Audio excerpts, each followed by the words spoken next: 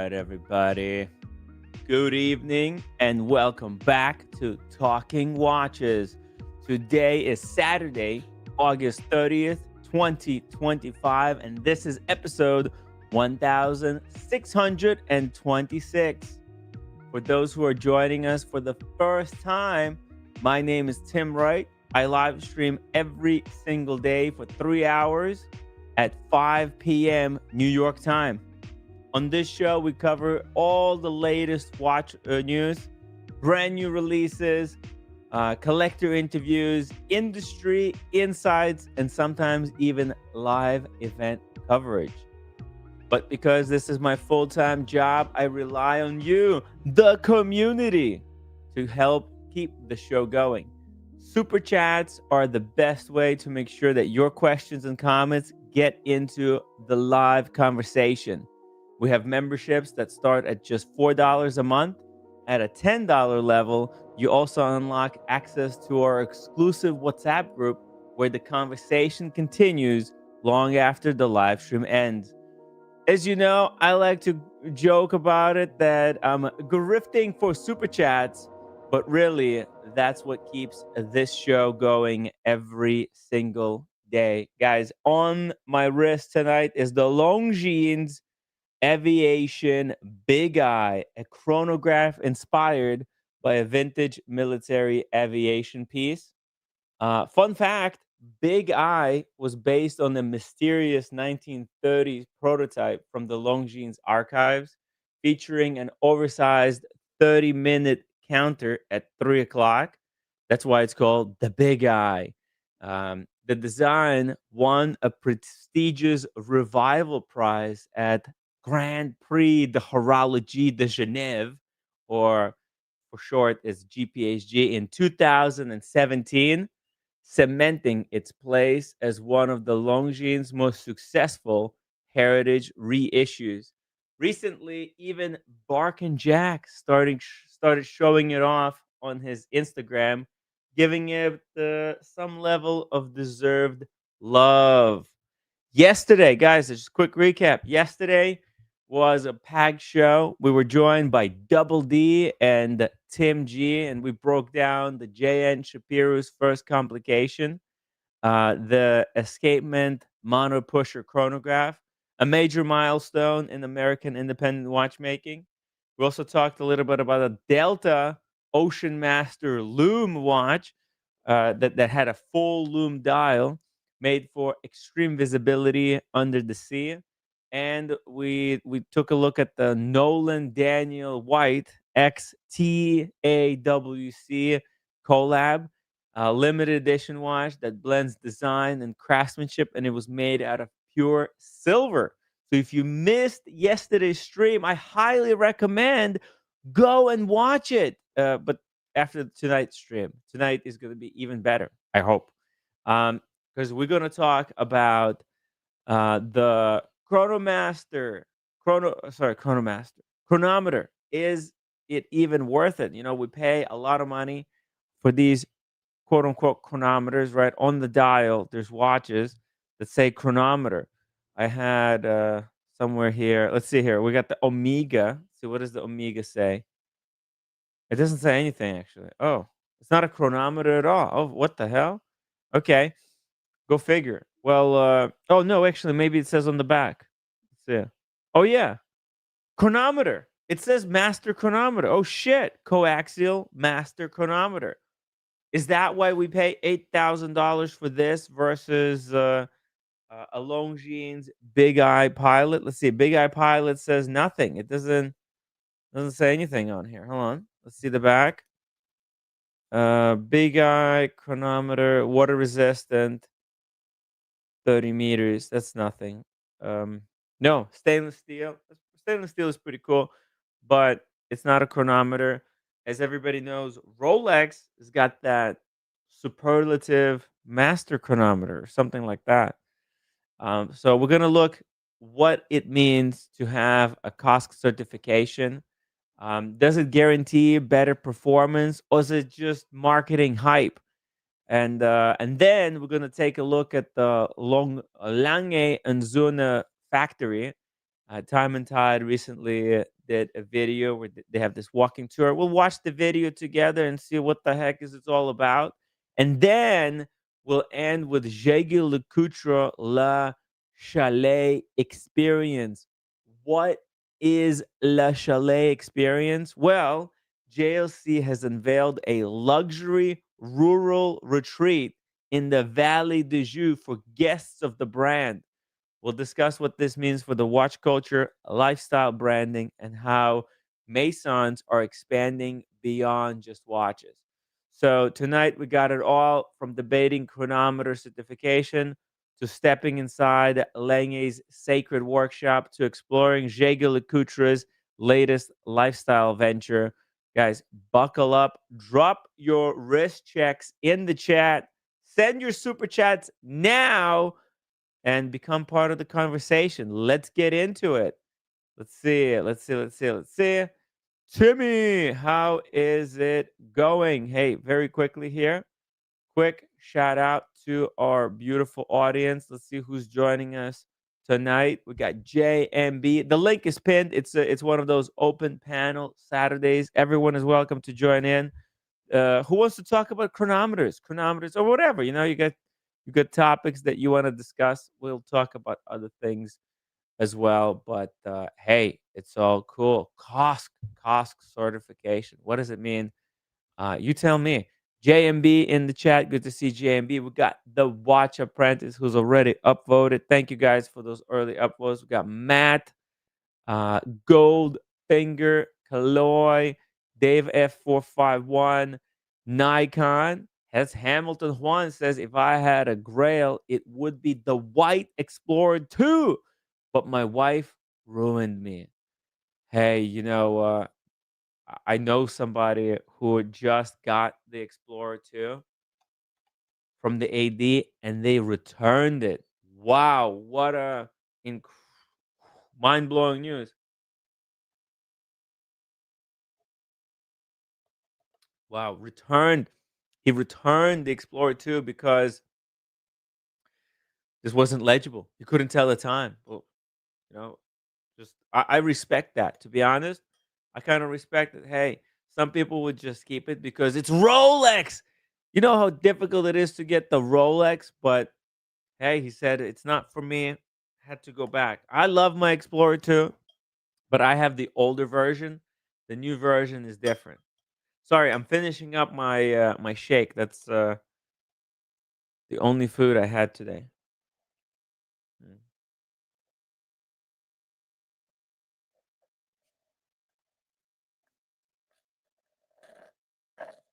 mm. There we go. It's done. It's done. That's it. We can focus on the stream. Tim G in the chat. Good to see Tim G. Tony, welcome back. Good evening as well from Switzerland. Nice to see you.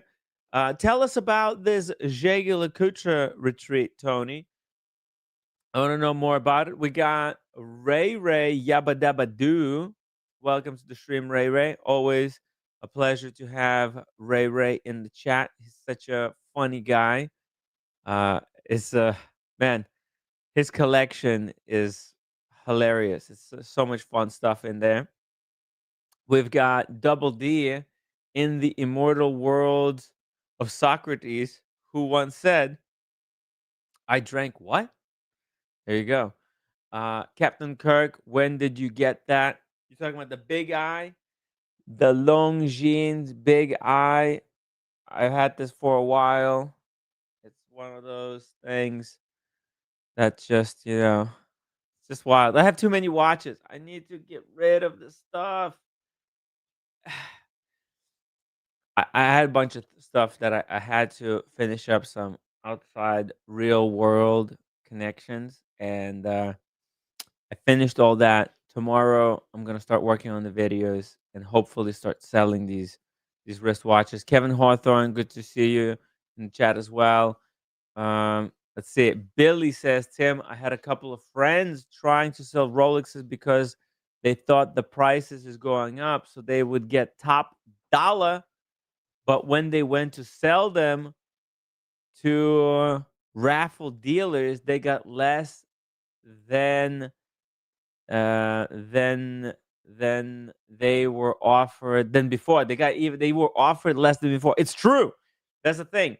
With the watch market, it's a funny situation that you say that, Billy, because yes, the prices might seem like they're up. For example, you can see here, look, all these watches, they're going for top dollar. What the F? Look at this. That's a Datejust 41 blue, right? With the motif dial. Now that seems like that's a really insane price, right? These are actually, I think, going to be a long term, very collectible. This is box papers, excellent condition. Um, but the thing is, you're not gonna get much money for these.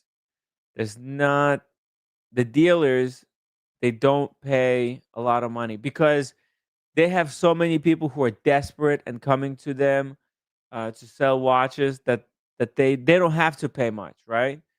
Everybody wants to sell watches. Your friend is not special. Everyone, it's like Chad, right?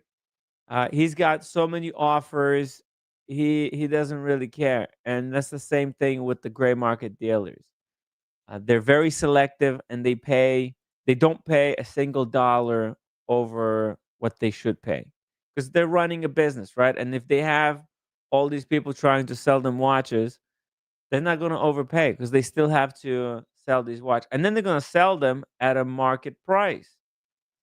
So, and look, they'll list them high and then they'll give a discount, right? And that's how it works. A lot of people, they go in, they think that this is the price, but you can negotiate it down probably quite aggressively as well.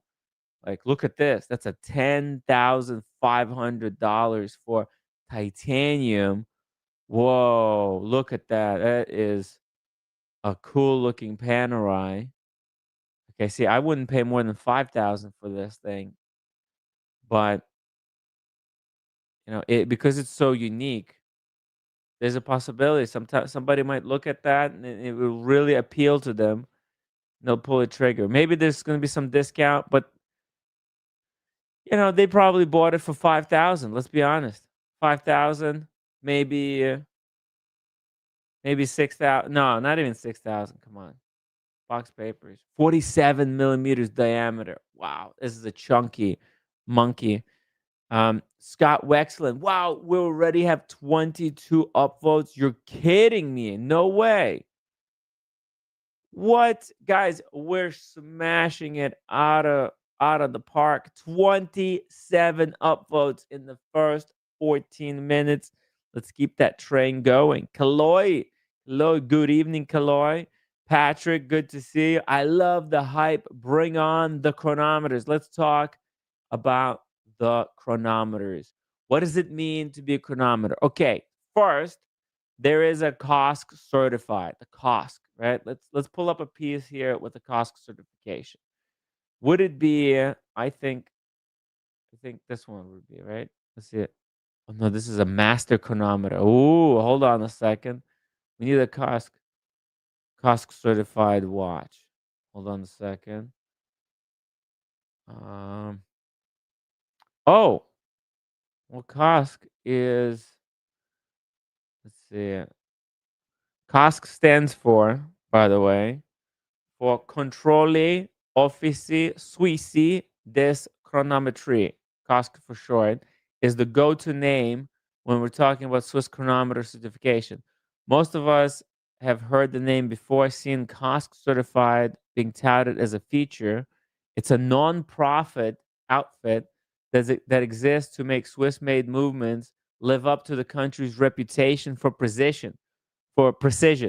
In order to be COSC certified, a watch movement must pass through 15-day testing period.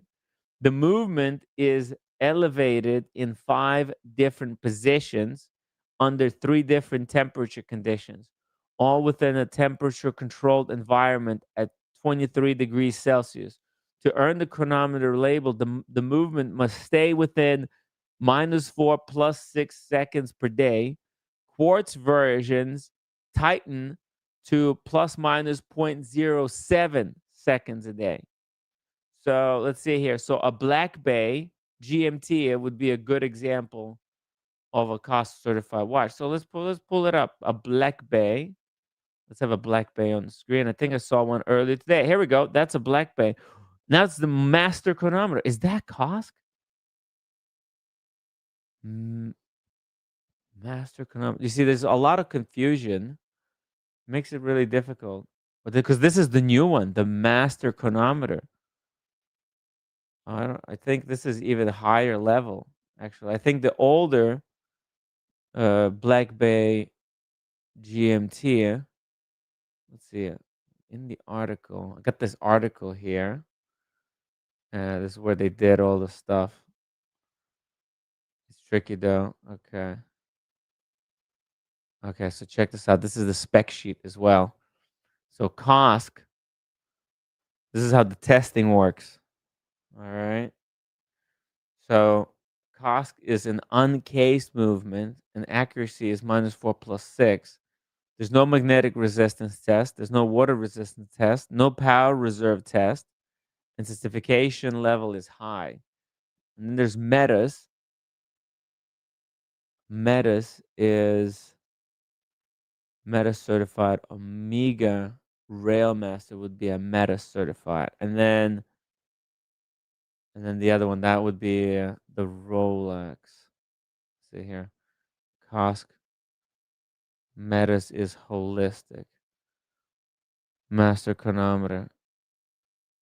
It's very confusing. As you guys can see, it's not so easy. Okay, so your COSC certified model, Submariner, Datejust Explorer, and then Metas. I think Rolex is like higher. Okay, so entry level master chronometers is a Tudor Black Bay. Is that the one I had? Tudor Black Bay. No, no, it would be a regular model. Okay, let's just pull up a regular model because I think Tudor increased their standard for they went higher. They're now master chronometers, whereas before they were COSC. I think. Let's see. Brands. Tudor. Let's pull up a Tudor here. Here we go. Okay, here we go. So we got some Tudors in the mix. Here's the GMT. Okay. So you see here, this one is chronometer officially certified. So I think that would be COSC. All right. So -4 +6 seconds a day. That's the official, like, original Rolex certification. Um, Black Cat says, I think the new Tudors are Metas. Yeah, yeah, they are, right? But the old one, it was chronometer officially certified, and now they went Metas, and because of that, they basically matched Omega with it, because Omega Seamasters, those were. Let's see here. How do I open this link? Oh, I can't open the link. Jeez. Okay. Some of these links are not working. But in the article, they took a look and see here. You don't need to spend 5 figures to get a COSC or Meta certified watch. There are plenty of respected models that keep impeccable time without breaking the bank. The Tudor Black Bay Master Chronometer, for instance, comes in just under 4,000 euros. The Master Chronometer. Again, you see, they're talking about Master Chronometer, not the chronometer officially certified. See, this one right here, that's the Master Chronometer. Okay. It's a Meta certified, has 70 hours of power reserve, magnetic resistance, and classic tool watch styling. Another favorite is the Omega Seamaster Aquaterra. Um, and Omega Aquaterra. Let's see. So this is the Tudor. Let's go to Omega. See here. Where's the Omega? Maybe Oh yeah, okay. 50, they got 57 omegas. Oh, damn. I just noticed it. But yeah, look at this. If you look at the omega, right, it says master chronometer. So tutors right now are matching omega. Damn. That's devastating in my opinion. Okay, because Jesus. So Omega is supposed to be a really big deal. And it like all of these certificates, it seems like it's no big deal, right? But at the end of the day, Rolex is somehow able to make 1 million watches a year and have master chronometer officially certified. So let's see. Let's go back here. Um, okay, let me read you guys more of this. So COSC movements are tested for 15 days in 5 positions and 3 temperatures. And they might come out, they have to come out on the other end -4 +6 seconds a day. Okay. Then Meta's certification extends the test, also adds checks for magnetism of up to 15,000 Gauss, water resistance, power reserve conditions, and accuracy when both fully wound and nearly stopped. That is really tricky to do. So Meta certification, Omega Railmaster performed flawlessly. Okay, so in this test, right? These guys at the Wristler, right? They've done some testing. They tested the Tudor Black Bay GMT, which was COSC certified, and basically it ran plus 4 seconds a day. Okay, that was the result of the test. So, which is pretty cool. And then when they tested the Omega, see where's the Omega? Basically, they tested the Omega Railmaster. No image, no perfect images here. It's not. We don't live in the perfect world, unfortunately. And it performed flawlessly, precise daily life ready reliability. Now, then Rolex superlative chronometer came. Okay, the Rolex. Where's the Rolex superlative chronometer? So, but they found this old Submariner. Where is it? Oh, they don't have a picture of the Submariner. God damn. Well, anyways, they had a Rolex, right? And now Rolex starts with the COSC certification, and then is case undergoes an in-house testing to -2 +2 seconds a day, plus test for the power reserve, waterproofness, and winding efficiency.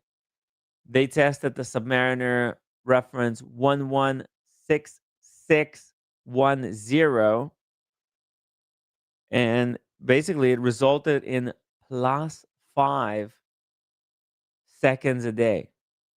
Okay, plus no, not +5. My bad. Plus +0.5.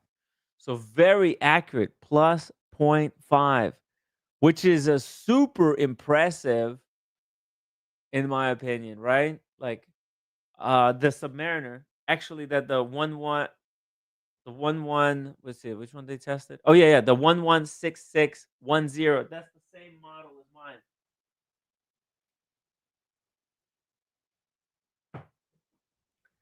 So these guys, they done the test and it came out .5 seconds a day, which is really impressive, I think. Because it doesn't look like a big deal of a watch. Like, what's the big deal? It just looks like a steel. Just look like a any Invicta, right? It just looks like an Invicta watch. Like they got the design idea from Invictus, but somehow Rolex has really nailed the movements. I think they really don't get enough credit for their movements. They get credit for the hype, but for the movements, they really don't.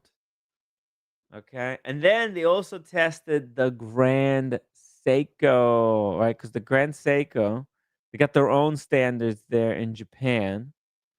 And the Grand Seiko tested fully assembled watch for 17 days in 6 positions and 3 temperatures. They want to get it to +4, -2 seconds per day. And then Grand Seiko high beat kept excellent accuracy long term. Yeah, so apparently it was good. Didn't give any actually didn't give results. So yeah. Um Now obviously guys, the mechanical watches are even the non-certified ones can keep pretty good time, right? Some Seikos, like the cheapy Seikos, they go like ±20 seconds a day, which is really, if you're just wearing watch for the design aesthetic, it doesn't really matter that much. But is it worth paying extra?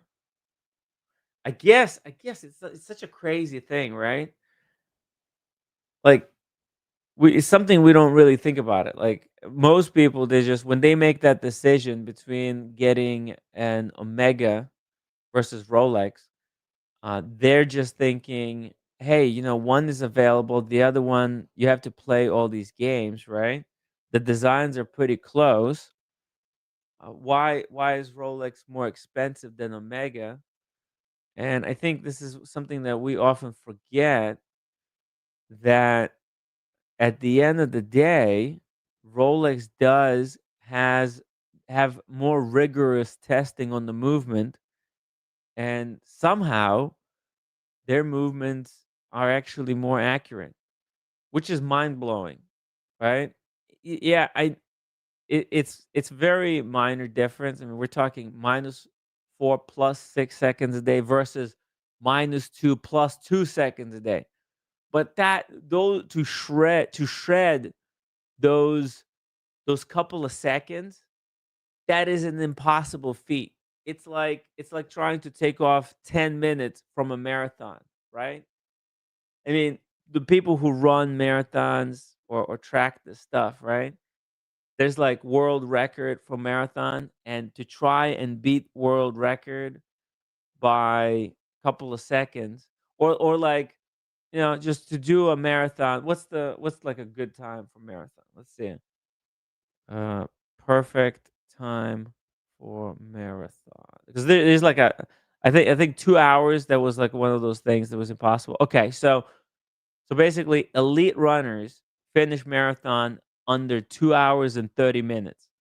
Okay, and then the average time for all runners is 4 hours and 20 minutes. Right, so the average is 4 hours 20 minutes. The elites do it under 2:30, and the world record is under 2 hours. Right, so if you're an elite runner, because this is what these watches are. Omega and Rolex, these are elite watches, and their accuracy is like there, like 2 hours and 30 minutes, and to shred 10 minutes, or to go from +4 -6, no, -6 +4 seconds a day, to go from there to +2 -2, that is like going, you know from 2:30 to 2:15 in marathon, right? And then obviously for the world record, that's where the watchmakers create all kinds of funky stuff like tourbillons, fusee chains, all that stuff too. Or like what Grubel Forsey did, the 30-degree tourbillons, all that vicious stuff. So it it worth, so you guys tell me, actually. Let's run a poll here. I should run a poll. Okay, I've been yapping about this chronometer thing for a while. Let's run a poll. Start a poll question. Here we go. Would you pay more for a COSC certified watch? Okay. So here we go. I've got the poll going. The poll is live in the chat. Let me know. What do you think? Because it is interesting. Is it just paying extra for bragging rights? Because I honestly, I've never talked to anyone.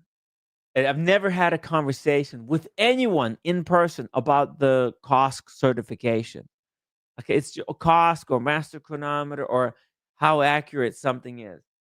I've talked to watchers so many times. The conversation never, for me personally, never came down to, oh, what's the certification on that thing? It's a fascinating discussion though, because it's so often overlooked. Maybe it's something that we should talk about more frequently, right? Maybe we should be talking about the accuracy of the movement. Or maybe it's a different parts of the watch community. I bet Bill Sanders talks about this stuff a lot. Okay, I bet. Uh, I bet he does because when you go into depth on the movements and stuff, that's when you talk about like what part of the movement is responsible for what. So I could definitely understand why they'd be talking about that stuff. Okay. Let's see. Let's see what's going on in the chat. Shout out to the chat. We've got a lot of chatter going on. We've got Black Dial says, from what I know, all current tutors manufacture calibers are COSC. They're like master chronometers now, which I don't. There's so much stuff that's going on. Let's see it. Scott Wexon says, I think tutor before this year metas were -2 +4. My pre-med is Diet Pepsi runs about -2, for instance. You might want to get that fixed. I don't even know if it matters. But it's better to have your watch running fast, or you could do the trick, guys. This is an expert watch collector taught me this trick. Set your watch 5 minutes early. That way, you're never going to be late. And he even told me that he once it got him on the plane on time. Like if his watch was set to correct time, he would have never made it onto the plane. But because it was ahead of time and he was rushing, he was able to make it there on time. Good to see Dingo Dave in the chat. Back to my job at hand, coloring in. Been missing it. Coloring is a really good meditation stuff. Let's see. We got Mike Lewis in the chat. Mike, I need to get the wine for tomorrow. Let's see. Omega is 0 + 4, should never run slow, but my SMP 300 occasionally runs -2. I think I would need to get one of those testers, the thing that you can put your watch on and test it for accuracy, and it can do the test in different positions. It even like self readjusts. It's a cool thing. James the advisor says if you want accuracy, buy Citizen 0100 ±1 second a year. Hands down, the best. Let's pull this up.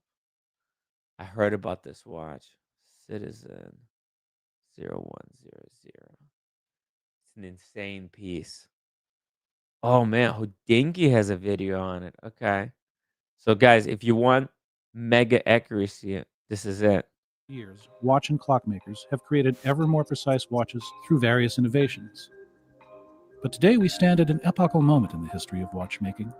the Citizen EcoDrive Caliber 0100. The most accurate watch anyone has ever produced, anywhere, ever. How does it achieve this high precision? A number of engineering measures have been built into the watch in order to ensure that it's as precise as possible. But perhaps the most important feature of the watch is its quartz crystal, which vibrates more rapidly than any quartz crystal ever used in any watch before. To put this new development into context, let's take a closer look at the ins and outs of quartz timekeeping. Oh, hey, we got Jack Forrester teaching us. Here we go.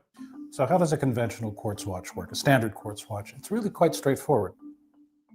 We have a battery that sends power to a quartz crystal, which then vibrates exactly 32,768 times per second. These vibrations are then counted by a circuit, which signals a motor to advance the seconds hand. Now, the Citizen Caliber 0100 shares some basic principles with the quartz watch, standard quartz watch, but there are some significant differences as well. First, this watch is light-powered, so a solar cell provides the initial current. Nice. The second major difference is the quartz crystal.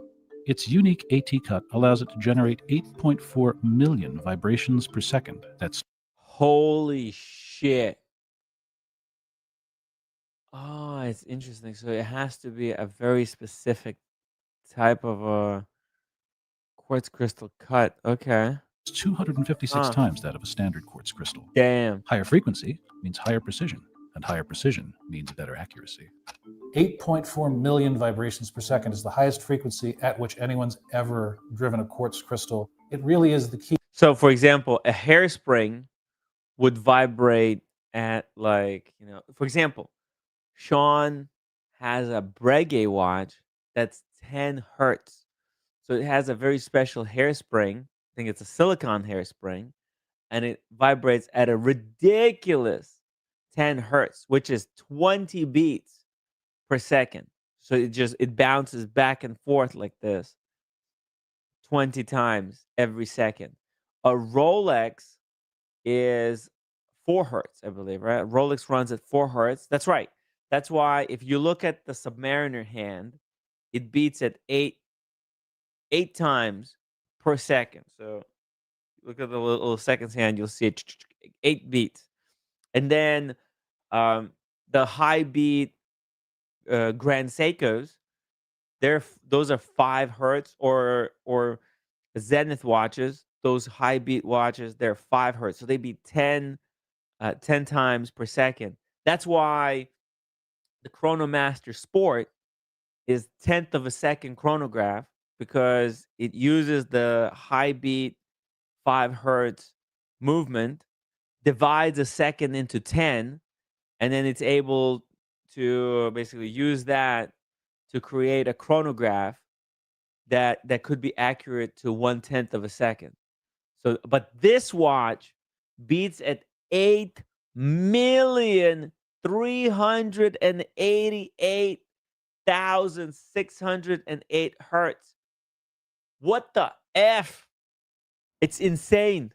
It's insane. This is like math juiced to the moon. Key to understanding why this watch can be the most accurate wristwatch anyone's ever made. I want one. I want one. Sign me up. Wait, how can I? Wait a minute. Wait a minute. This is the greatest watch I've ever seen. Let's see. Hold on a second. Citizen EcoDrive Caliber. Oh my God. That is so freaking cool. Citizen EcoDrive 0100. Do they have them on the gray market? No, they don't. There's none. Is it the EcoDrive? Yeah, Citizen EcoDrive Caliber. They're all sold out? What's going on? Where can I buy one? Where can I buy one? Hold on a minute. Let's go to the website. Caliber 0100. Let's see. What does it say? The most precise light-powered watch in the world. This is nutty. Okay, this is about the watch. That's the crystal.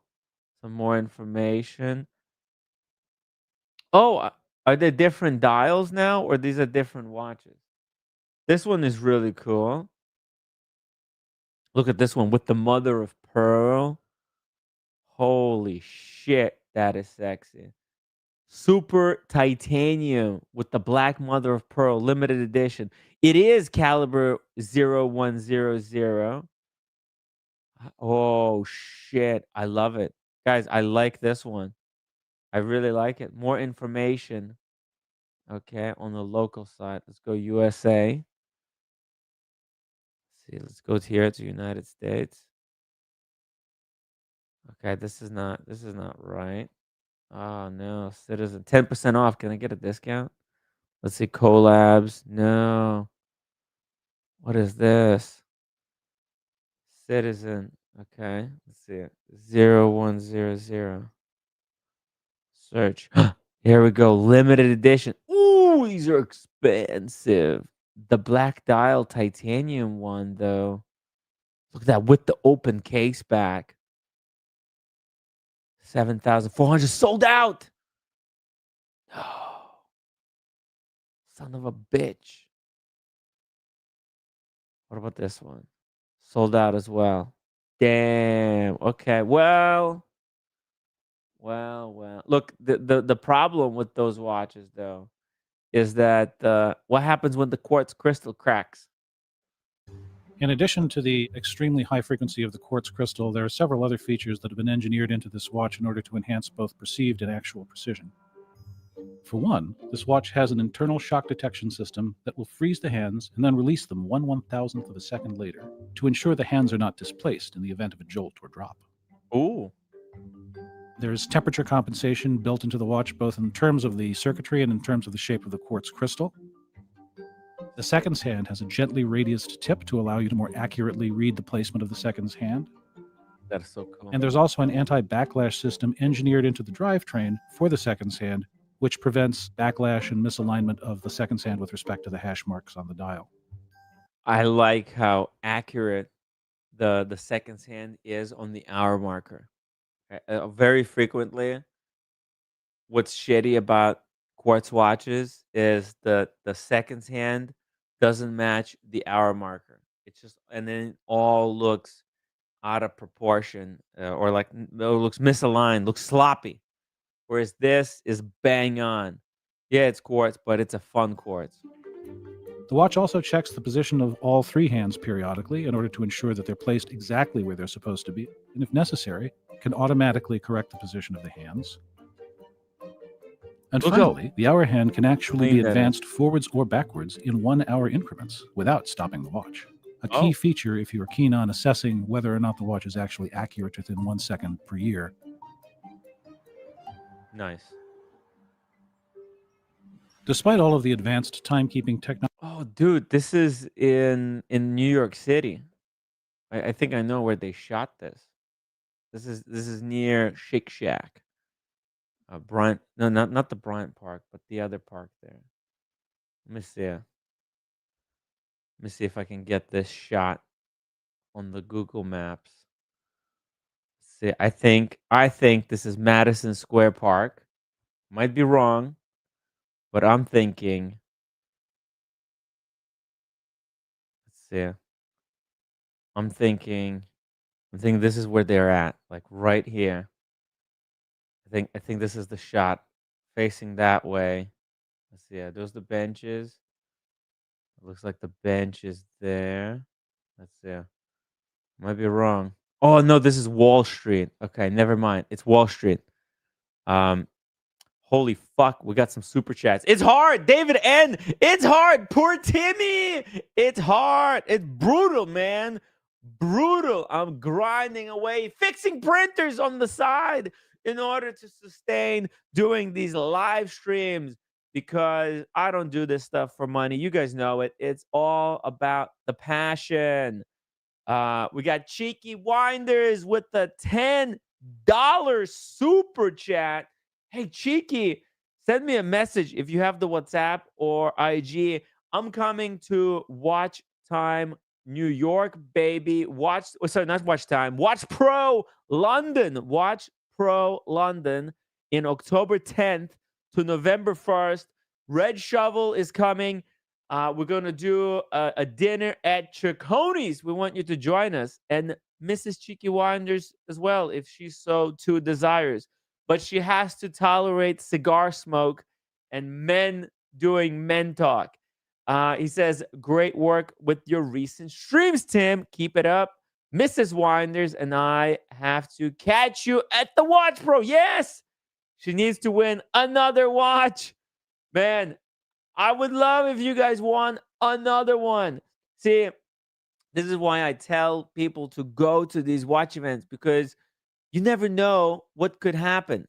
Mr. and Mrs. Cheeky Winders came out to say hi to the grifter, and the next thing they know, they're walking back home with $1,000 Omega watch. There's nothing better than that. You think you come in to give money to Tim Wright, but in reality, you're coming back richer than ever before. And at the end of the day, it's all about the memories and the good times. You don't win anything, at least we still can have great conversation, can grab a drink at the Watch Pro, see some amazing watches, chat with amazing people. Cheeky, I'll see you there. Thank you so much for supporting the show. Also, shout out to Fat Windbag Ben dropping a fat 50-pound super chat to keep this show powered up. Thank you so much, Fat. Welcome back. Good to see you're in good form. And hey, as I told you, the show is going to go on. Nothing's going to stop us. Just like Cheeky Wander said, we've been smashing it over here. In the next 2 weeks, I'm gonna dedicate the next 2 weeks to finally doing the state of the collection video and setting up the website. So I've done a lot of kind of background stuff that I needed to get out of the way. I've practiced how to do interviews. Now I'm gonna get these two things done, and then we're gonna go full interview mode. We're gonna be having guests, like 3 guests every week, 3, 4 guests, maybe sometimes 5 guests every week. So, guys, thank you so much for being so patient with me. I hope that you enjoy these live streams, even when it's just me. Just me shooting the shit over here, talking about the master chronometer bullshit. I think it's cool, but and I think, look, it's all about the passion. If you love watches, this is the place to be.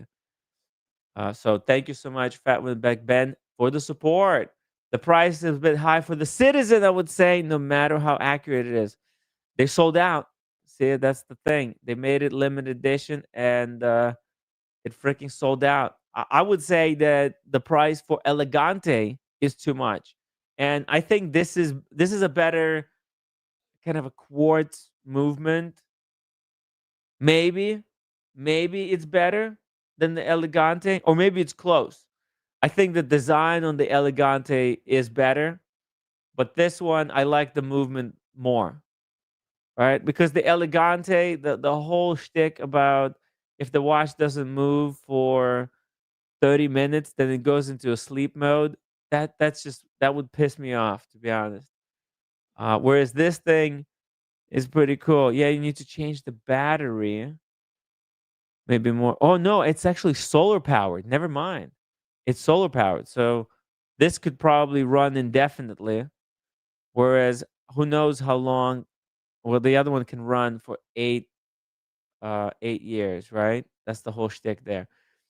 It's yeah, it's interesting to know. We'll see it. We'll see it. That's I definitely I'm not getting Elegante anytime soon. There's no chance FP, or maybe FP Journe would sell me an Elegante. Who knows? I need to start going to those FP Journe events. What do you think, guys? What do you think? Should Tim Wright start going to FP Journe get-togethers?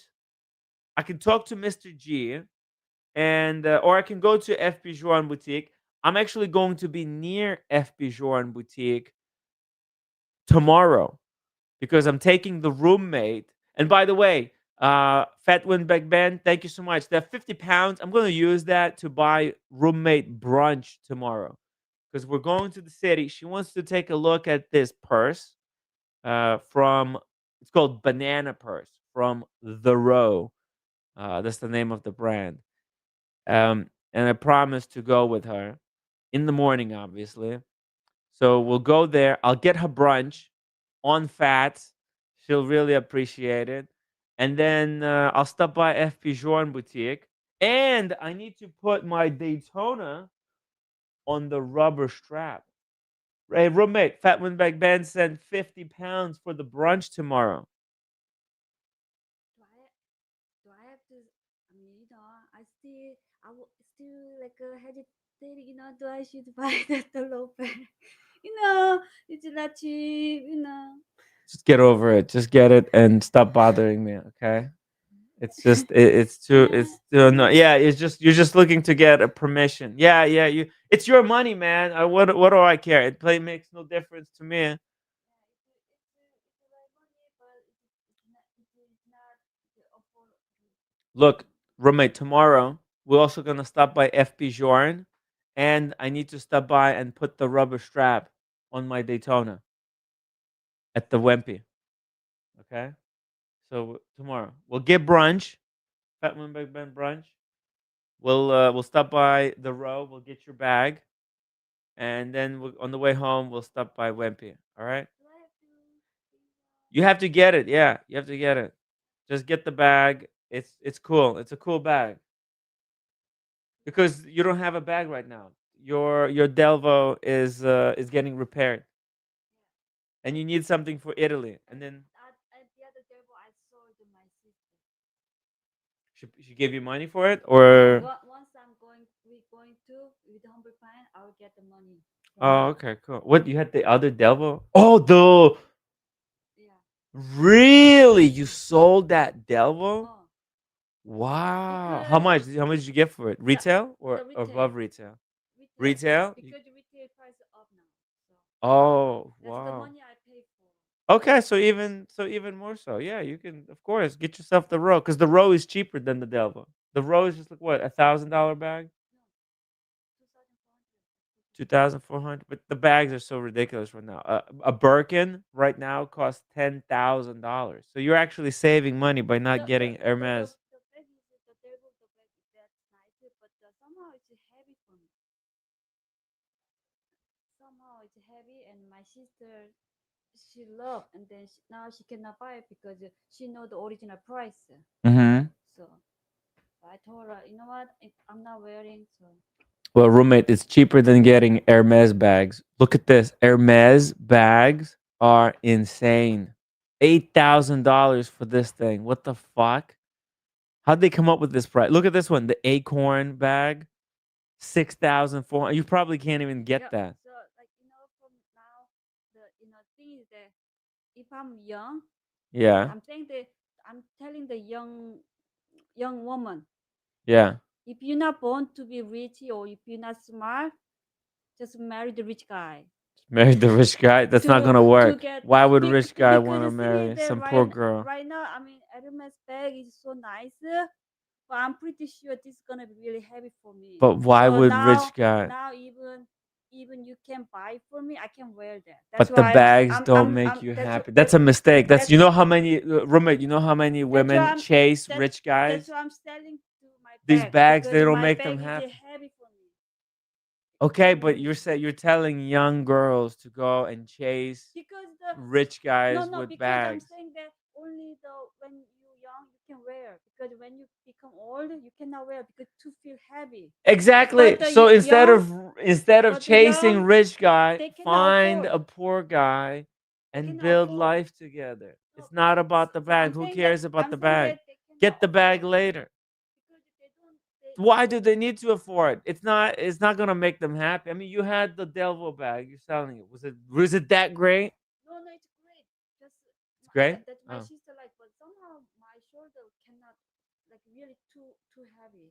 Yeah, it's not really practical. It makes me so tired. No, my sister Yeah, it's love not because practical. it's really comfortable bag. I It's don't only know. my problem. I don't know. I don't think it's I just just your cannot problem. carry the heavy bag. I think. 10. But look at this one. That's 11,300. Yeah, so I can carry because it looks so heavy. What the fuck? So that's why the this one that you want to get is cheap compared to this modern world. The modern world is out of control. Yeah, anyways, I think women shouldn't be chasing bags and rich guys because the No, rich no, guys who buy bags, they just wanna, I'm saying that you know, uh, when we old, we cannot carry the Hermes bag because too heavy. Too heavy. exactly. So it's pointless. Like, What do you need? I wake up. What is it just for flexing? I wake up, I feel like I carry the like a full stand bag. That's how I feel. Just wake up, it makes me so tired to carry the bag. Oh, it's driving me crazy. So the elbow bag is so nice, but I just physically not healthy enough. Young people, so so if your You do balance not exercise, do some yoga. How about that? your How about balance start not doing some okay, yoga? Fat Windback Man, another 50 pounds. Fat, thank you. That will be better. 50 pounds. So the low bag, Two brunches. I'll get you double brunch if tomorrow. too heavy, then it had to be light. Double brunch. At least you'll enjoy the brunch. Okay. The brunch is on me, or not really on me. It's on Fat Windback Ben. Okay. And then you can get yourself that banana bag that's light to wear. I'm not talking about me. I'm just talking about the young people, young woman. Get the sugar daddy. Uh, Tim G, $2 super chat. Roommate with the rich guy, you have to put out every hour. Not me. I don't need that. Well, you think those bags No, I don't just need. come I for don't need it because just come at no price? You have to put out every hour. no, You this, see that? this bag. No, I can't. You see it? You see that Hermes bag, No, roommate? I don't need You see this? This means she has to put out every hour. Maybe not every hour, but maybe like 3 times per day. I mean, the bag is nice, but I can wear that because it's too heavy. Would you put out 3 times a day for a Are bag like you guys this? reasoning? I don't need the Hermes No, bag because I cannot if wear. you were young, if you were 22 again, would you for this bag would you put out 3 times per day? If I go back to 22, Yeah. I will study hard. Yeah. Study even harder. You No, studied hard. no. I was not study hard. So I will study. I would study hard to be like a humble pine Mhm. or like kind chrono, like some kind of engineer, like Mhm. AMD, like kind of CEO, like really study hard. Mhm. Not watching YouTube, not watching, Not listening to some or music. yeah, just Yeah. sleep 10 hours to depress. You were sleeping 10 hours? Yeah. What? When did you have so much time to sleep? No, because I was so depressed. The the the the, the last semester in my high school, like too stressful for SAT. Like Mhm. I feel like what was the life for? Like why What is life why for? we do that? Like why Why we are we suffering why are for we doing study? this? Like what is the meaning of life? Yeah. It's totally ruined. But I would Mm. go back. Fuck it. Just fucking study. Just fucking Yeah. study. Just be a humble pint. That's all. Yeah. Just be like Humble Pine. Yeah. Work hard Yeah. and then you can play hard. You can But gift somebody but IWC. some people like to be have a sugar daddy. So I'm saying that just get when you're young. Too old, not too late. There you go. Some wisdom from the roommate. Don't listen to anything she says, guys. 'Cause she's totally wrong. Totally wrong. Totally wrong. Anyways, let's continue here. Ah, tomorrow, roommate, we're going for brunch, okay? Get ready. Get your outfit ready, all right? Yes, just get it. Just get it. She's been bothering me about it for and by the way, she already told me, "Oh, it's just the way women are is when they ask you, should I get it? You have to say yes because it's like all psychological, man, these women, they're all backwards, okay? Wherever they tell you, it's all backwards. If they ask you for permission, or for like if this is a good idea, they just want to hear yes because they're trying to manipulate you into giving them like um like agreeing with them, giving them validation. So No, it's I just just it's all want. backwards. It's just how No, it is. Yeah. yeah, yeah. Because I know this is wrong. So, That's not but well. I want somebody permission. Sammy, it's okay. You deserve that. You can buy. Like this is the life. No, you know what I That's think you I want. really should do? That's I Yeah. want to hear from Yeah. you. I Yeah. know that this is not right because Totally wrong. Yeah. compared to my salary, this is too over consuming fast. But so Instead, you should give me that money and I'll invest it into United Healthcare. And that in 10 years, that's gonna be that 2,400 is gonna be 50,000. That's the smart thing to do. But hey, you want to buy yourself a bag to make you feel good? Dude, buy yourself a bag. Whatever. Life is short. We can walk out tomorrow and get hit by a bus. I don't like the United Healthcare insurances. They don't care about the people. Okay. Okay. Get out of here. Let's watch the video, guys. Hey, shout out to Brenny. Brenny has been hammered by the YouTube algorithm. It seems that the YouTube algorithm really fucking hates Brenny right now. Brendan Boswell. He's recently exposed yet another scam. What a disaster. The guy immediately folded after one expose. Boom. Instant instant fall. So good job on Brenny for tracking this stuff down. What a clever guy. It's it's amazing stuff. It's amazing stuff. Good job, man. Anyways, we're here. We're talking about Master Chronometer. We're gonna take a look at the Alunge and Zuna factory very soon. If anybody wants to join the stream, the link is pinned. Ray, 10 euro super chat. Thank you so much, Ray. Fat Winback Ben, you beautiful legend, you. Dingo, you embrace life.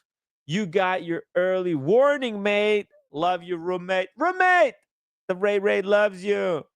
Boulevard, Seiko, G Shocks, Rock. Go Timmy. Thank you so much. Thank you, Ray. Really appreciate the kind words and massive 10 euro super chat. It's huge. Thank you so much, bro. Really appreciate it. Supporting the Watch Talk. Ray says hi, by the way. Yeah. Everybody loves me except for you, man. What does You're that the mean? What does that mean? That I don't love you? in reality. In reality? Uh, Because you're backwards. Because because it's all backwards, remember? Because I love you. That's why to you it doesn't feel like I do because you're all backwards. no, no, no, no, Yeah, no. yeah, it's just all backwards. So what I have to do is ignore you, and then you're gonna think that I love you so You much. already caught the fishes, so you don't need to any interesting to giving the hook, anymore. You don't need to. I'm going with you tomorrow to the city. What are you talking about? We're taking you to brunch to get you the robe bag. What is love? What are you talking about? That's No, love. no, no, no. I'm Me saying that. doing this for you. I'm saying Yeah, that. I shouldn't be even doing this. I should be sitting at. I should be cutting up a video tomorrow and be working on the video for these legends who are supporting the show. Okay, so I can pay my share of the rent, uh, because it's coming up. I should be getting ready to turn over my collection because the watch community wants to see the solid gold dancer. They can't wait until I flip my bullshit watches from my collection and get that solid gold dancer and show them some true entertainment. Okay, that's what I should be doing. But instead of doing my job, I'm going out with you tomorrow. That's love. Okay, get out of here. Enough distraction. Okay, we're gonna bet. I'm guarantee if you have time tomorrow, you're not gonna make a video. Get out of here. Unbelievable. I know. I know. Unbelievable.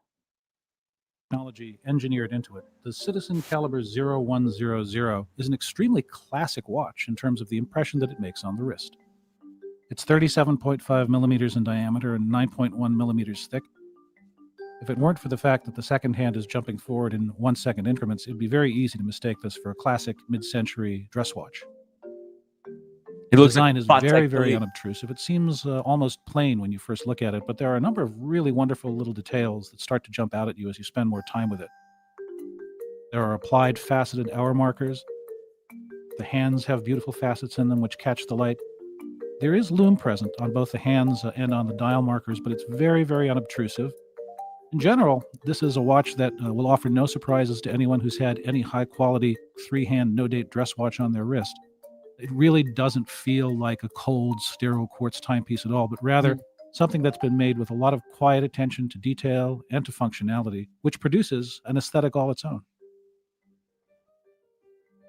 They've done a really good job for this video. Whoever the gentleman in the video, he's wearing this really nice suit, 3-piece by the looks of it. Looks really good. It looks perfect for that kind of a No doubt, business this is a gentleman. remarkable watch from a technical perspective. Mhm. But I think that the person who will find it the most interesting is perhaps someone for whom precision fascinates as an end in itself. Yeah. This high a degree of precision doesn't really offer all that much in terms of actual practical advantages, especially if you consider the high cost. Mhm. Indeed, to the modern watch buyer, precision is often an afterthought. We expect quartz watches to be extremely accurate, but often regard them as charmless. Wow. Mechanical watches are extremely charming, or so we think, but they can be somewhat imprecise.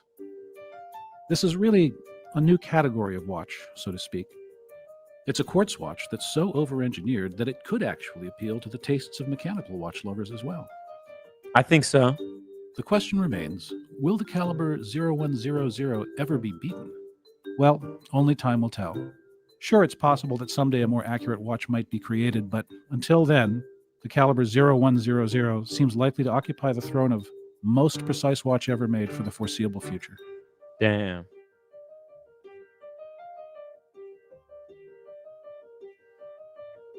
That is amazing. Thank you. I think it was James, the advisor, who sent us this video. Incredible stuff. Let's see here. Well, there you go. I think that was a cool discussion there on all this COSC stuff. Let's close down the poll. We had 44 people voted on whether you would pay more for a COSC certified watch, and 57% said yes they would. 30. Oh wait, I fucked up. It should have been maybe and no. Damn it, the poll was screwed up. My bad. I think 30% said maybe. Damn it. Okay, the poll was screwed up. I apologize. So I guess 13% said no and 30% said maybe. Man, screwed that up. My bad. Red and Wrist, watch this. Red Shovel has just landed, but I wonder where. What? Where is Red Shovel? It's like where's Waldo? Try to find him. Hey, send me a picture. Red, send me like a picture. That's not too revealing of a location, right? And we'll try to guess where could it be, but with some type of an Easter egg, something that could only be found at the place where you're at. Okay, how's that sound? That sounds like a fun game.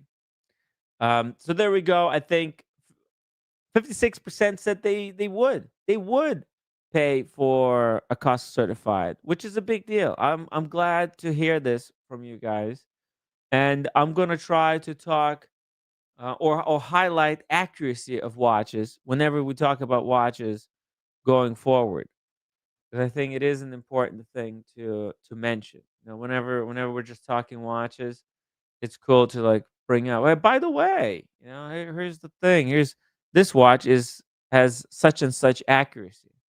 Okay, so now let's pivot to the Lange factory tour.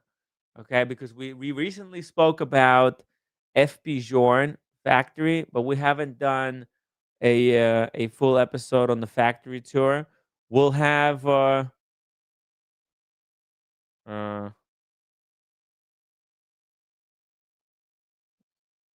second.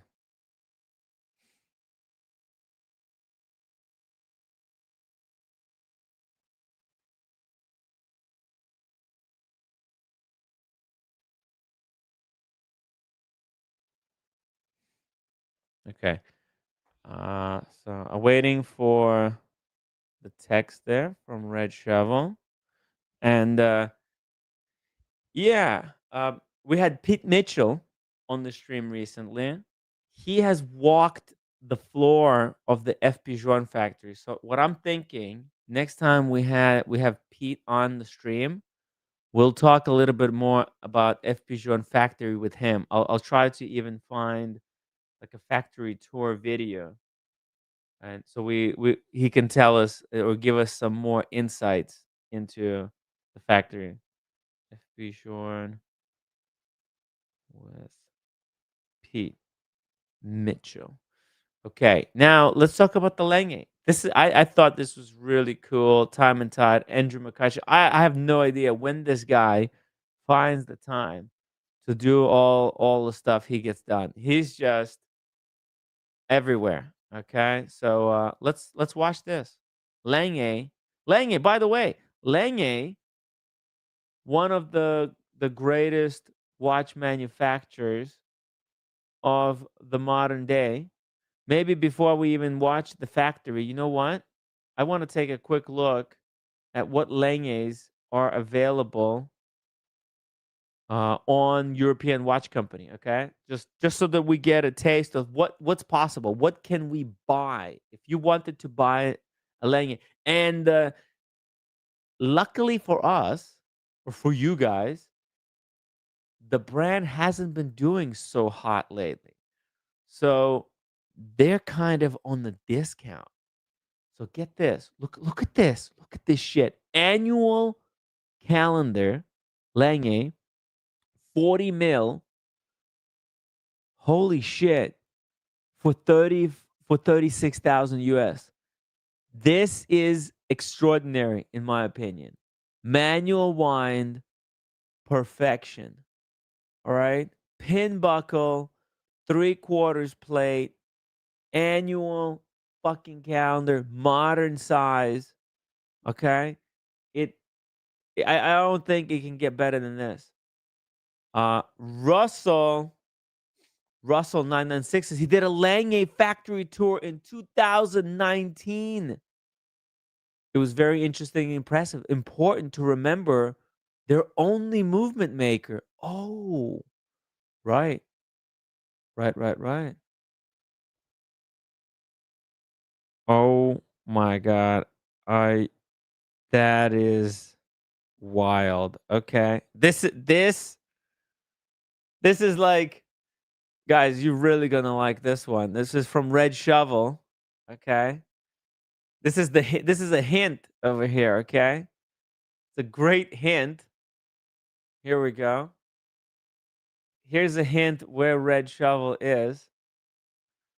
Okay, there you go. So there you can see Detroit, and there's Atlanta airport. There's Cincinnati. I think New York is not too far from here. And there's actually I don't even know what city that is. It's kind of the plane covers it up. I wonder what Red Shovel is up to. What is he doing? What could it be? Who knows? But he's watching the Tim Wright live stream and traveling the world. Maybe there is a really big toilet job that needs to be made, and him and his team are going for an emergency. They're on an emergency flight to fix uh, celebrities Celebrity's toilet. You never know. You never know. There you go. There's a tip for you guys. Who knows? That's not a final destination, but it's not New York. There you go. He's in the flight as we speak. Yeah. He's over in North Carolina. Okay. Oh, where could he be going? Look, let's see it one more time. Let's take a look there. It doesn't show where his destination is, just that he's on the way. Oh, he might be on the way to like Miami somewhere. Maybe Miami. Look at the direction that the plane is going in. Here we go. Let's do a so now here we go. This is where Red Shovel is right now. Right? I'm looking here at the plane. See here. Here we go. Let's draw. Damn, my lines are bad. This is the direction the plane is going. It's going in this way, but it might do a turn over here. I think Miami is right there. Okay, where could he be going? There's a Miami. I mean, what options are else? What other options do we have here underneath this window? What could it be? What could it be? Who knows? We'll see. We'll get more pictures from Red Shovel as he journeys this adventure. Okay. Now, what else? What else we got here? Lange. Oh yeah, that's right. That's right. Russell. Oh, and by the way, Russell, I'm gonna do the thing we talked about very soon. I think in the next week or two. Okay, that's also on my on the list of the things that I need to get done. Let's see. There's some bargains here. Look at this. Manual one, just an easy peasy. Saxonia right here. The beautiful movement. Rose gold, elegance. Now, personally, oh man, these up downs are ridiculous. 32,500. Personally, though, I would like one of these Lange ones. Oh my god. You see this thing? Uh MD Chaz says Toilets and Wonders 2025 convention in Tampa, Florida. There we go. Maybe Red Shovel is going to the plumbers convention to see all the new developments in the plumbing industry, right? There's because they have plumbers conventions as well.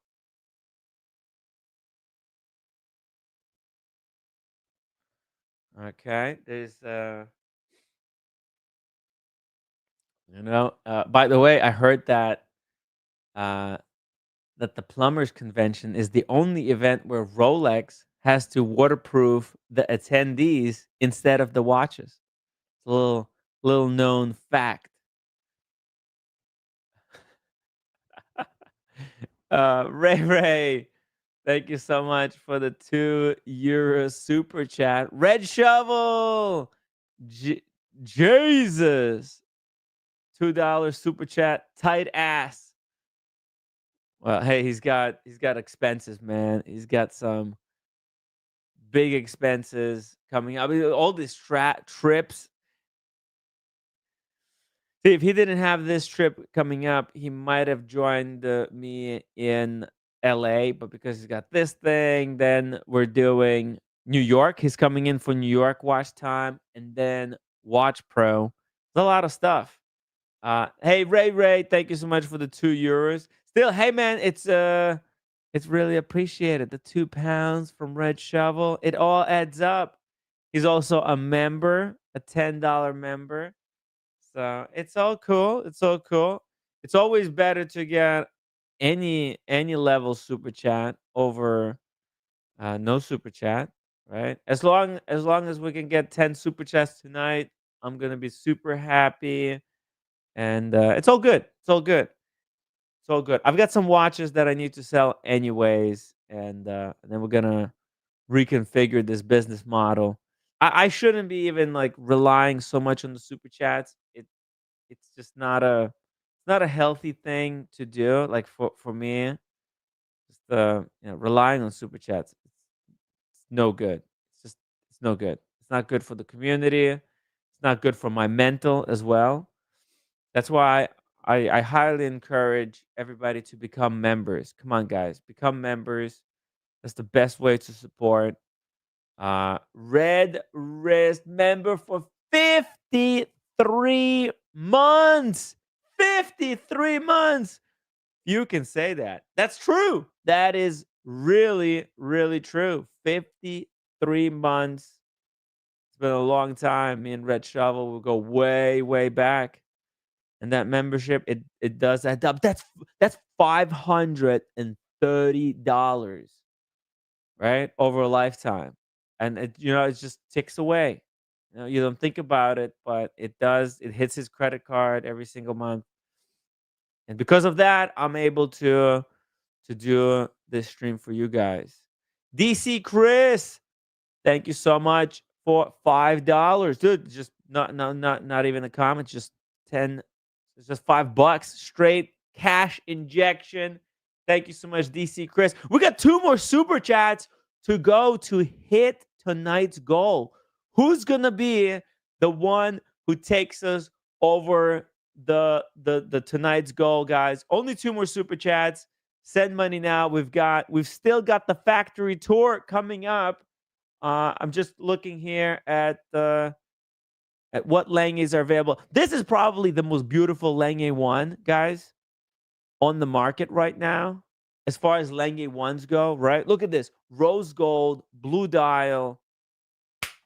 If it wasn't so expensive.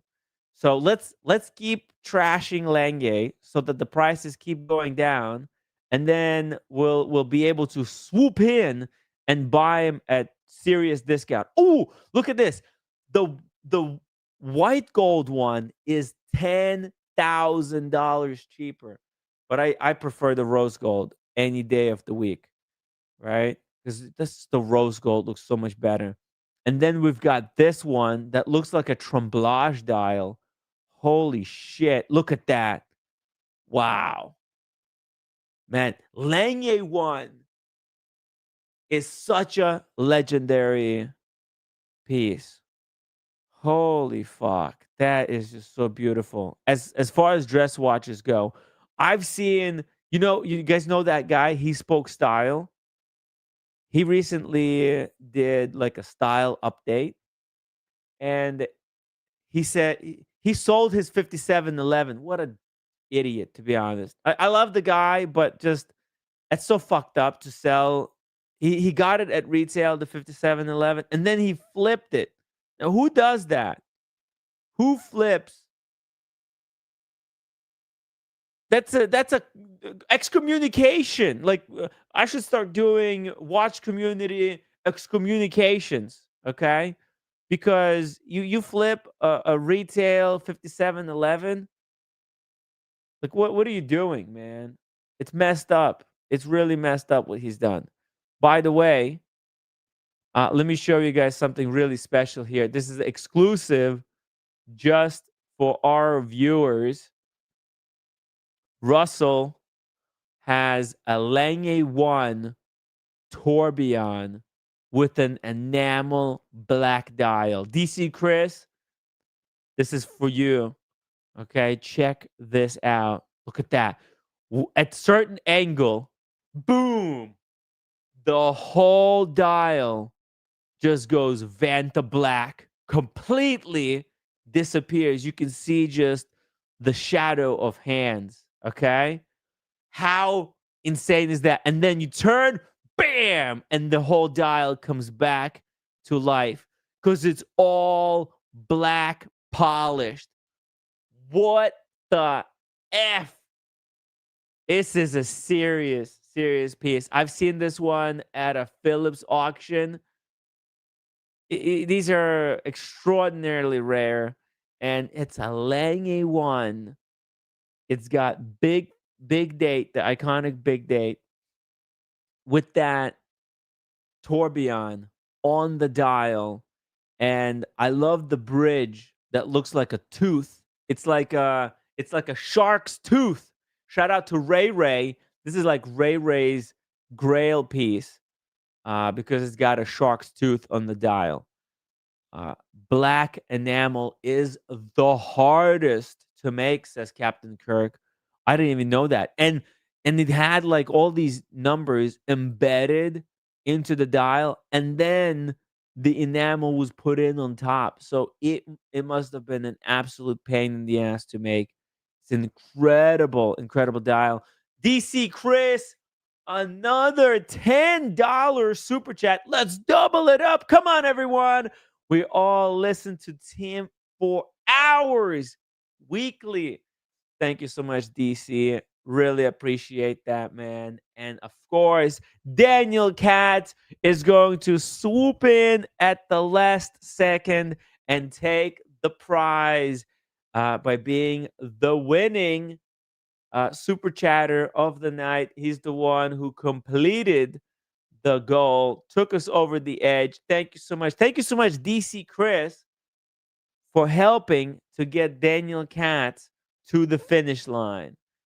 This is an incredible story of watch community working together to get the job done. Thank you so much, guys. Again, this is exclusive look at Russell's incredible Lange watch. What a piece! That is insane. And if we get another super chat, maybe he'll send us a video of the movement as well. How cool would that be? Because I do have a picture, guys. If you want to see it, here, now I'll show you guys this. This is the picture of the movement from his watch. Check this out. Bam. Holy fuck. So they took that 3/4 plate and they've skeletonized it, cutting out large chunks of the bridge, the 3/4 bridge, around those what are they called? Cabochons, right? Cabochon, right? They got the cabochon that holds the gold cabochon holds the ruby, and it's all fixed by the screws. And now, guys, now that you've seen the incredible stuff that Lange makes, let's go and dive into the factory tour. Okay, here we go. There's not 29 interior angles. You know, Russell, when I saw that watch in person, I didn't know what I was looking at. Okay, so when I've seen it, it was overwhelming, but at the same time, I wasn't really understanding what I was seeing. So I wasn't really processing the information properly. So I actually can't wait to see that watch again to like appreciate everything that's in that watch. So let's take a look here. The more inside watches I feel that I am, and there is no brand that I would rather be inside than Lange and Söhne. This is a brand whose mechanics are almost like that scene from Inception, where Leo is seeing the city sort of wrap around him. I have this perverse dream of being small enough to be inside a Lange watch and to be able to witness these beautiful horological time machines from inside. And from that vantage point, there are some things I would like to explore. Firstly, the finishing of these watches. There are 9 different types of finishing I learned that I could see even better from inside that vantage point. The second thing I'd like to explore is, why are these watches assembled twice? Why does Lange invest in fully assembling a timepiece, then disassembling it and assembling it all over again? This is something I wanted to ask the brand for years. And lastly, why is Lange that brand that is always mentioned on the edge of the Holy Trinity? I was so privileged to get this chance to not only visit the manufacturer, but to spend so much quality time with Mr. Wilhelm Schmidt, the CEO of Lange. This is an experience I will never forget. Oh, that's a nice car, man. Wilhelm Schmidt drives it. And you can come on the journey with me. We're going to start right at the drop zone. He's like in Glashütte at the Lange manufacturer. Let's go. And the CEO is right here to welcome us to the manufacturer. Andrew, hi, welcome. Mr. Wilhelm Schmidt, meet Tom inside. Wonderful. Shall we go inside? That's a good idea. Please come in. Thank you. Wilhelm, thanks again. Nice shoes, by the way. Let's just go back there. I wanna pause there on the shoes. There's some. Both of the guys got some really nice leather shoes.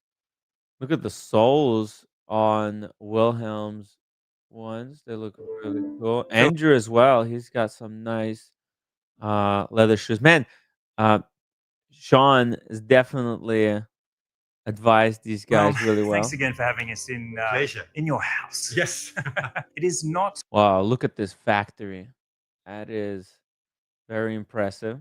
uncommon Very for clean. brands outside of Switzerland to launch a broadside, to come at the Swiss and say, we can match you at your level and exceed your level. However, very few succeed.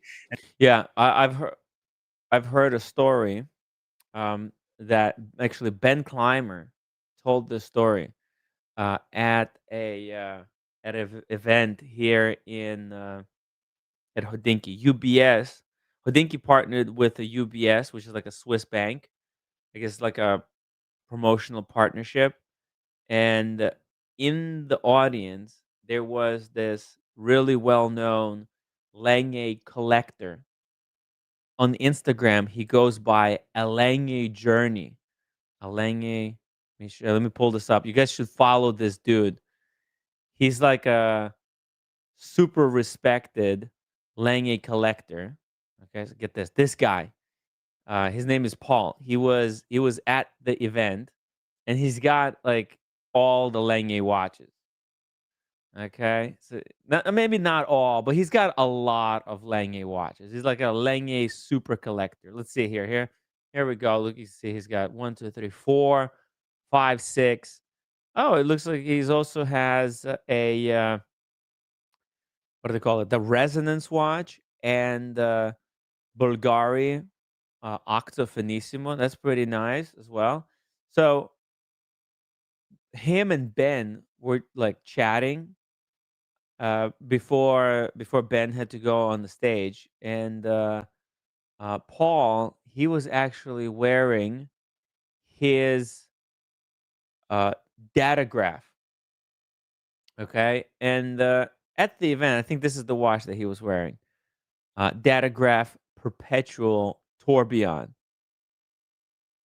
and they were talking about it, and then one of the members in the audience there asked a question about like asked a Ben like, oh, what's like a little known secret in the watch industry, and Ben basically said that actually it was Lange creating the datograph that's responsible for everything that's going on today with Patek Philippe, because when apparently when the CEO of Patek, when Stern saw the datograph, he basically like freaked out. He's like, "Oh fuck, these people are taking stuff extremely seriously, and we better get our shit together and start making some real watches. Otherwise, we're completely screwed."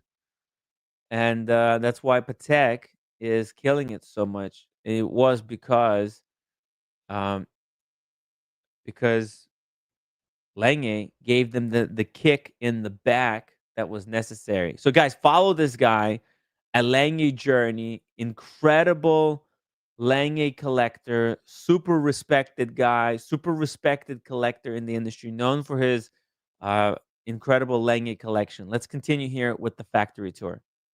And very few find their way into the conversation with the Holy Trinity. And if we are to get straight to the point, because some of it we can find our way through your opinions and your storytelling, but others we're just going to call it as it is. It is the finishing of Lange watches, and to me, the double assembly that really get to the heart of what put you in that top place so quickly. Why do we do double assembly? Fundamentally, because we use untreated German silver for all ground plates.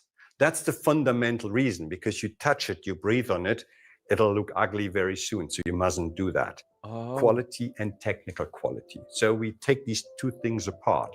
So first, the watchmaker will ensure the watch runs perfectly. So that means they will assemble the movement, will adjust the tolerance, and go through a test process. If it survives all the tests, it will go back, it will be disassembled, cleaned, and then they bring on the final decoration, because now they know all the tolerances are adjusted.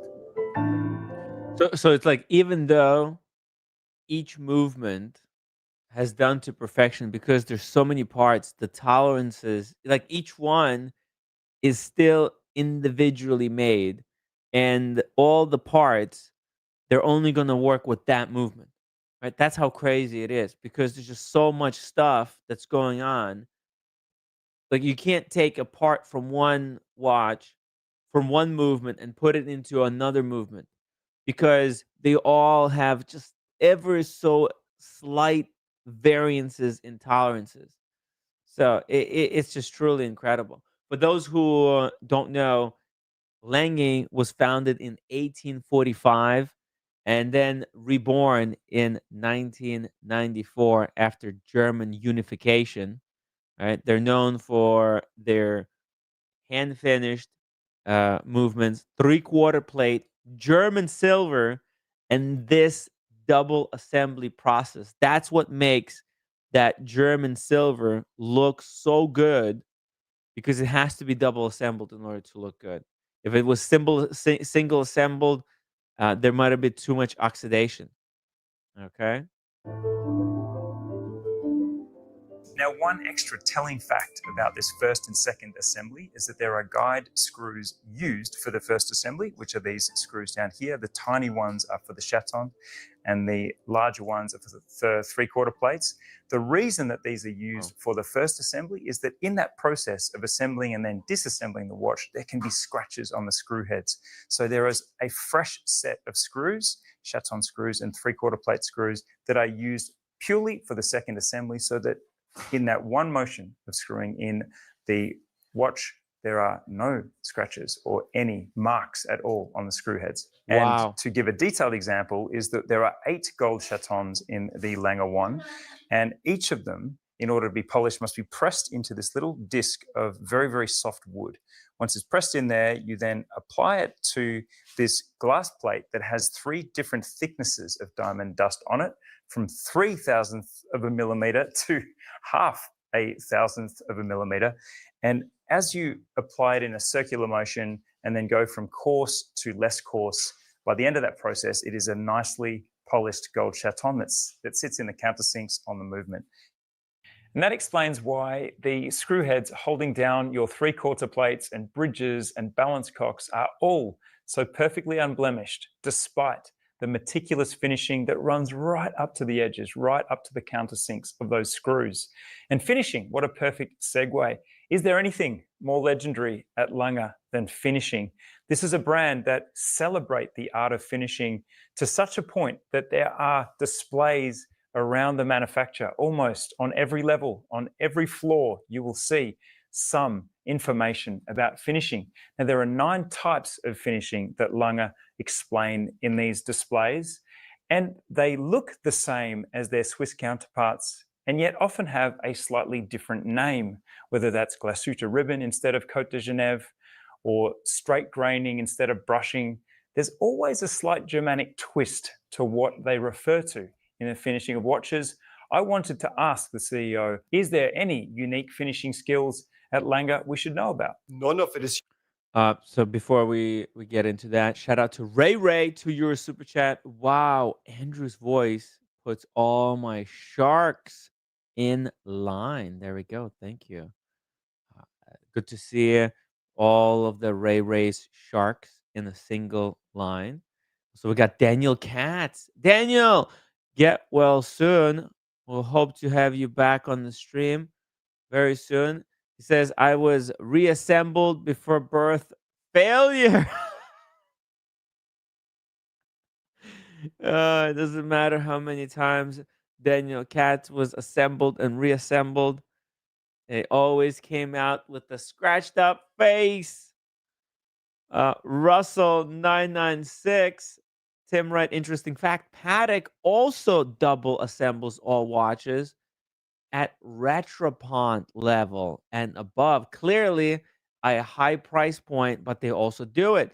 Thank you so much for that bit of information. Really appreciate it. That's pretty cool. I guess yeah, they have to do it at that high level, right? Where you get so many parts, right? The bigger stack of parts, the more adjustment. Um, each part needs to be adjusted in the stack, right? So when you get to the Retropont, when you've got like 10 parts on top of each other, they're all the tolerances between each one has to be just ever so perfect, um, perfectly done. Speaking of not perfect construction, Daniel, welcome to the show. How are you Yeah, doing? You're still alive, still uh, breathing? a little bit. I got a few pills that help me keep me going. I've got don't tell roommate, but I've got some lysine that I use, which is extra health tablets for my Lysine, immune let's see system. it. Show it to the camera. It's super lysine. Wait a minute, let me do it there. Lysine. Super lysine. There, got good stuff. It's not plain It's dog snake food. oil. Okay. Okay. Good. Snake Good. oil, Good. but it's just for the like. It's Yeah. just like eating healthy for the immune system. But Yeah. I've got my antiviral tablets, which are here somewhere. Oh, this one Okay. is roommate will respect this. It's Ooh, let's see if I can that's get the that. real It's yeah, medication. lacivor. I can't even pronounce it right. Oh my God. Balac- Yeah, that's the So real stuff. and then I've got stuff to put on the back of the neck, so I'm not in hell. Maybe I'm lucky Yeah. because I had a shot a year ago. I came on only for a second just to correct you a little bit, Tim. Okay. That little joke about Ray Ray saying it puts his chakra, it's his chakras. His Oh, she's energy chakras. I thought points it was up his the body. sharks. No, not sharks, chakras. Oh, okay. All right. Okay. Okay. My bad. Just wanted to put that, Because Ray, he's known for his sharks. I thought he was Oh, talking about the sharks. yeah, hold on. I just got to put off the hot water. Hold on. Okay. Daniel Cass got boiling water there happening. Okay. Fair enough. Ray, I hope your chakras are doing really well. We're watching a factory, Lange factory tour with Andrew McCutcheon and the current CEO of Lange und. What you making? You making some tea or I coffee? got a new kettle, the old fashioned kettle where you put it over the burner, and then it screams at you when it's ready, Oh yeah. like a temperamental cat. And my last name is Cat, so it worked, And then I know the water's ready, and I go get it. Oh, cool. You wanna make some tea and watch this factory tour? This is Lange. I'm just watching a video and we're I'm just reacting watching. to it. I'll just watch it. You wanna watch with me a little bit? Got Well, that 15 won't. minutes? Okay, that won't cause too much stress. Whatever this thing came up. 15 Okay, minutes, we'll I'm keep gonna our- drop yeah, you yeah. off the stream, okay? How's Okay, that sound? Like a okay, hot okay. potato. Like a hot Just say, potato. There you go. okay, here we go. Unique to Lange.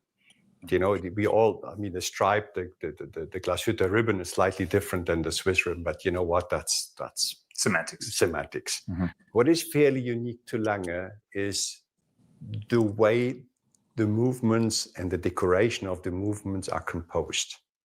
And they're all different and for different reasons. And I believe the variety we use, and that we use them basically in all watches, I think that is something which you can hardly find in the industry. Mhm. And for sure not if you go into bigger productions. There's a limit to what you can do. You've seen how many people work for us. Now it's 650 in these buildings.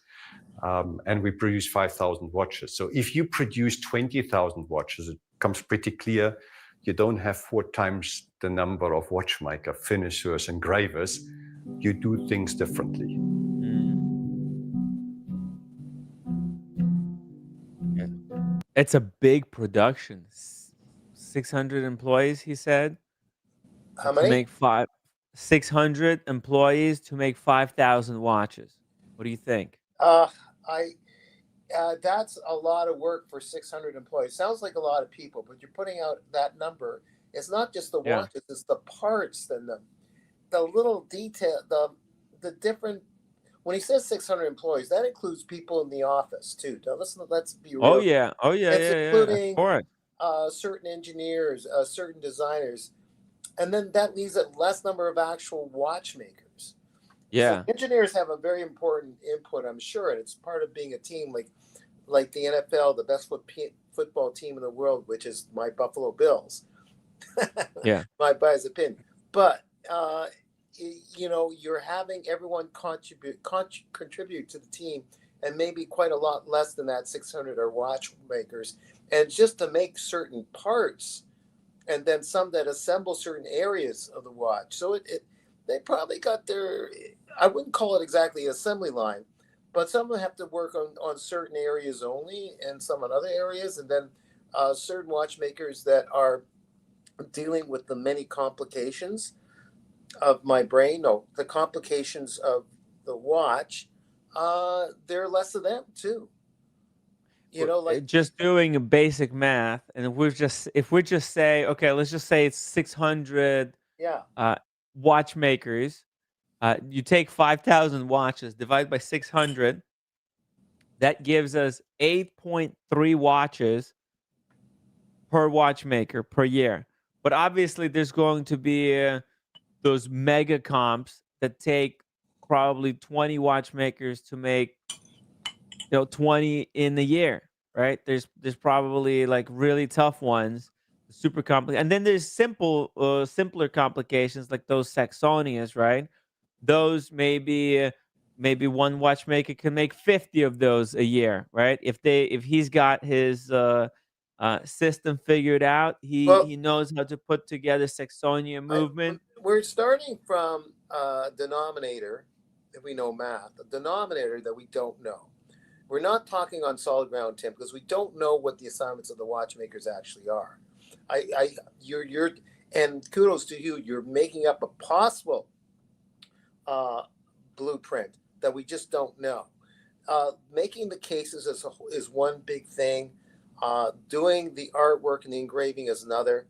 Doing the actual making the parts is another crazy thing, where there's a marriage between what is done by machinery, otherwise all hell would break loose. You got to have some, I won't say 3D printing, but some form of system to make the screws and make the parts that go into the movement itself, and then the finishing is by hand by whoever they are. It probably, and they know what they're doing. They got to make it work. So Mr. What's his name? The president, I forgot his name. The nice fellow. He's been around for years now. The one that's talking to Andrew, and all those people get paid. There's a certain revenue that comes in, and minus the expenses, and then tariffs. We don't have to worry about it. But They're owned by Richemont, so I don't think they have to worry about money. But yeah, I'm sure they're bringing but in some insane yeah, profits. but Richmond want to see that the money's coming in, and the president, Right. CEO At wants the to end see of the money. day, they make 5,000 watches. They have to sell them, right? The making watches, that's the easy part. How do you sell these watches? That's the tough part, right? We don't know What what type of marketing strategy? and we don't know what the markup is. They worked out where they can cover all the costs, and then there's a markup for not the MSRP to the wholesaler, whatever that is, or maybe now something more streamlined than going to a wholesaler. I don't even know if a wholesaler exists anymore, but they They go have to a the lot of retailer. in-house boutiques. They're going Oh, boutique so only. they're They want to vertical. go like FB Journe, I think. Okay, That's so they're their vertical line mostly. Maybe they're they're trying vertical. to, I think. Oh, okay. So there might be a little bit more for them, but I'm not good at math. Varghese is on the stream. George, maybe he knows more of how it works. Hey, George, you want to give us feedback on this? Because we don't know what we're talking about. But or Ray, but it could be anything. But we got to talk about. They have to cover everything to make a number that's a lot less that they actually sell, and they've been doing this for a while, where there is enough markup to handle whoever's in between Lange S&ouml and the end consumer. Sometimes there's a wholesaler. They got to work that out. But maybe there isn't a wholesaler. It might go vertical. It might go directly to the retailers they know that are not their own. And like you say, they may be moving, or they already did move, to where they're their own boutiques. So so then that helps a bit. But they got to work out the math, and I'm sure they have. They've been here for years, and they're one of the top watchmaking companies around. They have to start making their own cases. I think that would be a really They don't important. make their Before own they cases? go boutique only, they have to make their own cases. Yeah, Oh, they're I not don't know. yet. George Varghese, $20 super chat. Wonderful interview with Pete Mitchell. You surprised me. Mr. Mitchell's a true lover of watches and cars, and yet very humble. Love the interaction between him and your panel. Keep it up. Thank you so much, George. We're actually going to have Pete for round 2, and I want to introduce him more to our audience and the panel. We talked about the round 2 with him. Actually, we want to do a lot of the community interaction, a lot more on the round 2. On the round 1, I wanted to like really focus on him and ask him a lot of questions to give you guys the feel of who he is, because he is kind of a wild character. But as George pointed out, man, the guy is just, he's very humble. He like credits everyone for everything that he has ever achieved in life, and that is incredible to see. A thing very kind of very mind-opening for me. And because like it shows so much respect for people who help them. None of us get anything done on our own, and we have to remember to give credit to people that help us get to where we're at every single level. And that's what Pete Mitchell kind of showed me. It was really cool. I really liked it that he didn't hold back. He had, and the community was really, I think, receptive, because we're not used to seeing this type of watches. And next time, I want to hear more about his Tiffany brooch that he's got, that John Schlumberger, or whatever it's called. That thing is, personally, I freaking love it. Daniel, did you know about these John Schlumberger the birds? Did you see this stuff? Let me show you. It's a Tiffany thing. It's a really Tiffany specific wait a thing. minute. I think I did. No, wait a minute. I didn't see it. I thought I did. Yeah. No, I didn't see Yeah, it. Daniel, this is the John Schlumberger birds. Look at this thing. Isn't that gorgeous? See? Right? Look at that. What kind of stone is that? So each bird is on a different stone. Okay. See? And there's different stones depending, like they're all extremely rare, because they get like these biggest stones that they can possibly get. Give them the best cut to make the stone look as most beautiful as it possibly could in that form, and then they put bird on top of it. And that's something that Schlumberger invented, this idea that the cockadoo on his trips to Asia. Incredible thing. At first I thought, what the heck is this thing? And because I didn't understand what it was, and now I get it. And it's just, if somebody wants a stone, a precious stone, this is probably the best way to acquire a precious stone. But anyways, look, we'll talk about it more with Pete Mitchell. We got to keep going here with the factory tour. Thank you so much, George, for the super chat. Captain Kirk had a question. Captain Kirk question, yes. It was to me. Does that, in other words, they know what they are doing, Daniel? In other words, he's saying, duh. Yes. Okay, I get it, Captain Kirk. I could have said that. So, fine. I did say when I was reassembled when I was born, and I still failed. So, there you go, Captain Kirk, okay? I think they reassembled you 3 times and still failed. There you go. You're right. Yeah, and it was made out of Jewish silver. Yeah, and not the Germans. And except for that fancy jewelry, I might end up being stoned. So Yeah. whatever. Okay, let's. Now, while there are some finishers that specialize in, for example, black polishing, many of the finishers at Lange are actually able to do multiple finishes at one station. Beata here is working on 4 finishes of a balance cock. One of them is circumferential polishing, which is the vertical edges of the balance cock. One of them is straight graining, or otherwise known as brushing, which is along the edges of that balance cock. The next is chamfering, and this chamfering also applies to the inner angles, getting in and polishing the tough to reach inner angles. And lastly, we have flat polishing, which is the same process we saw at the Lange 1 station with the gold chaton on the diamond dust on that glass plate.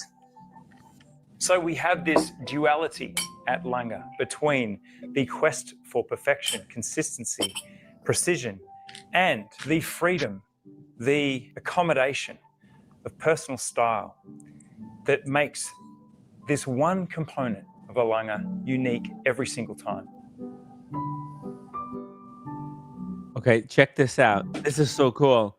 You see, this is a balance cock, and it's getting hand engraved. And if you look here very closely, it's got initials VN engraved on it. You know what that is? I don't know. Apparently, well, get this, Daniel. Apparently, if you order your watch from Lange, you can get your initials engraved on the balance cock. And I met a couple. I was like, I don't know how I ended up at this dinner in Vegas Yeah. with these absolute ballers, and I was actually live streaming it. So there's somewhere, I think later I had to make it members only or even private it, Yeah. because I was drinking these skinny bitches. That's what the drink is called, skinny bitch. Oh my. And it tasted like water, but I had way too many. But get this, there was this girl. It's like a couple. They were sitting like across from me at the table. We were having dinner. Yeah. They had Langes that they got when they got married with opposite initials. She got his initials and he got her initials on their respective Lange watches. Right. Yeah. Just imagine. Yeah. The complications. You know, watches have a lot of complications, right? Imagine the complications if those two got divorced.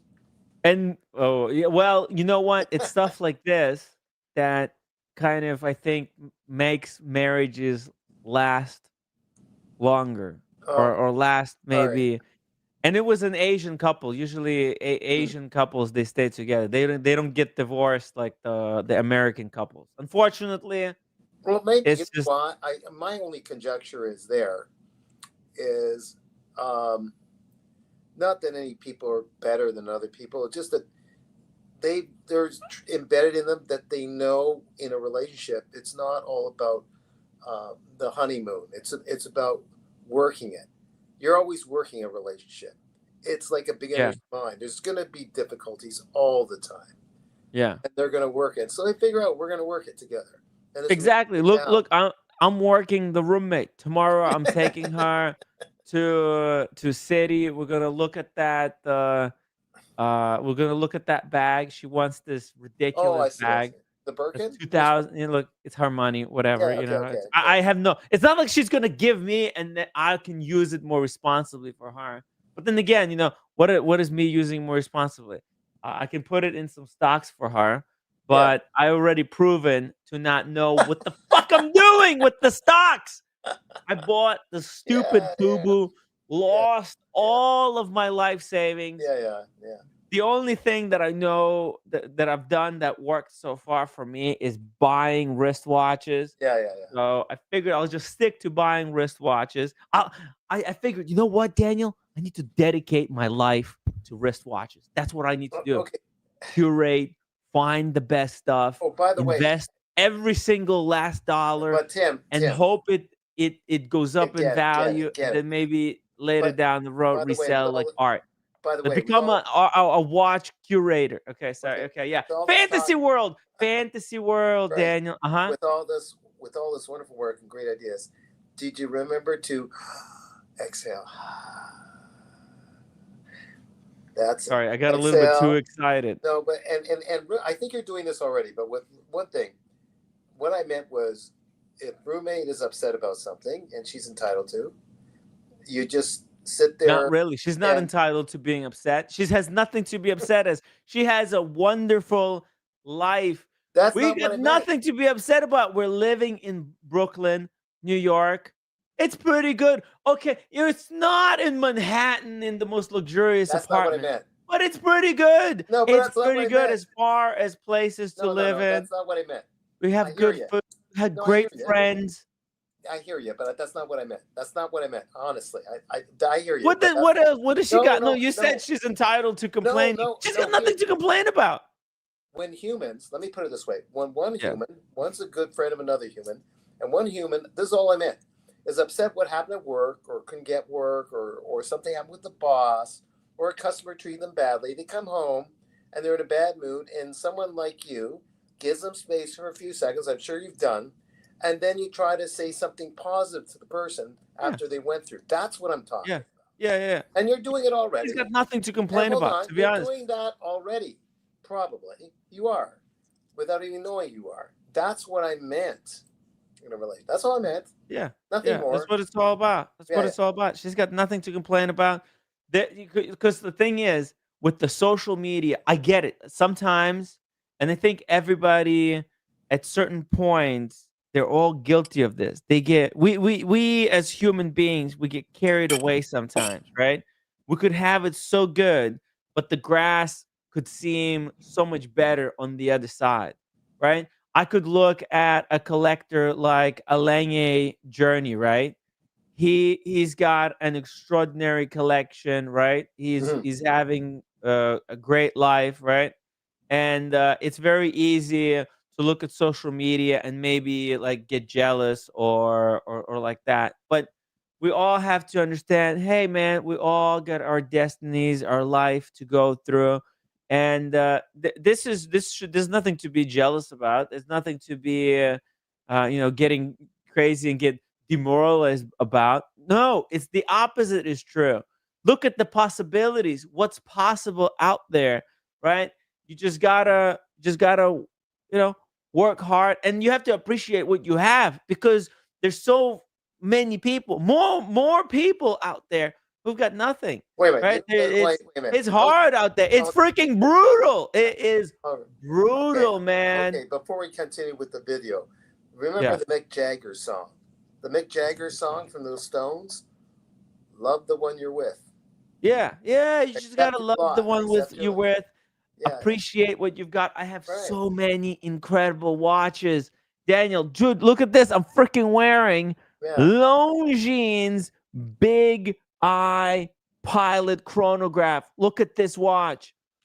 This is all that a man could ever want. This is dream for a lot of people to get a watch like this in their life. Oh, wait a minute. Hold on. I screwed up. It was Stephen Still. Sorry, Captain Kirk. Thanks. It was Stephen Still's song. Love the one you're with. Oh, man. Crosby, Stills. That's why we have the community to correct us. We're not perfect. Captain Kirk. Okay. Yeah. Now, Captain Kirk, can you correct Daniel Katz's face? It was assembled twice during birth, but they still screwed it up. Look at the loom there, Daniel. Look at the loom on the big pilot. Yeah. It's all loomed up, man. Even the numbers are loomed, even though you can't see it, but it's all loomed up. This is one of the greatest chronographs ever. Let me look. I'll run this for you. Look at this watch. Yeah. Look at that. Chronograph. There's no date. Stop. Reset. Look how sharp that is. And it's on the thicker side, but you know what? It's not ridiculously thick. It's still great. You know, I just want to say something real quick, and it's related to watches. I'm going to twist it around relating to Twist it. Twist my arm. Well, I'm going to twist your arm. Oshin's daughter, I just shot to make myself feel good. I watched a little bit of Oshin last night. You know, nice. dealing with heat in my head because I've got shingles. Okay, so I'm chilling out, watching, and the daughter came on. Is it Lydia or Livia? What's her name? Lydia. Lydia came on. Yeah. Charming as all heck, and it was with what's his name? His friend, O'Sheen's friend, from Dirk. New York. Shout out to Dirk. Yeah. So it was Okay. it was, team. And Dirk had a few too many, but it doesn't matter. He was funny. He was like a Tim Wright, and Nice. On edibles or whatever it was. So she is got kind of a job where she does photography of the films at the where is it at the film festival over there, the big film festival, and she saw a film which we all should maybe see called it's called Begonia, and it's really like science fiction, surreal, philosophical kind of weird film. And the one that you've heard of about the ghost elephants, that's 2 films by great directors. And all the people involved, I bet you that a lot of those people, like Sharon Stone, was it Stone? She's in it, in Begonia, I think, and she's also funding it, or she's one of the producers. And I think Brad Pitt is in one of these films as a producer. But Brad Pitt has watches. But a lot of these people that are so successful don't collect watches. They're not interested. It's us that have to like watches. So you got a lot of company of people that are very successful at what they do, and they don't have anything beyond a Seiko watch. Just throwing that in there. Yeah, it's not all about watches. The thing is, you don't have to collect watches. The watches are, just something for some people.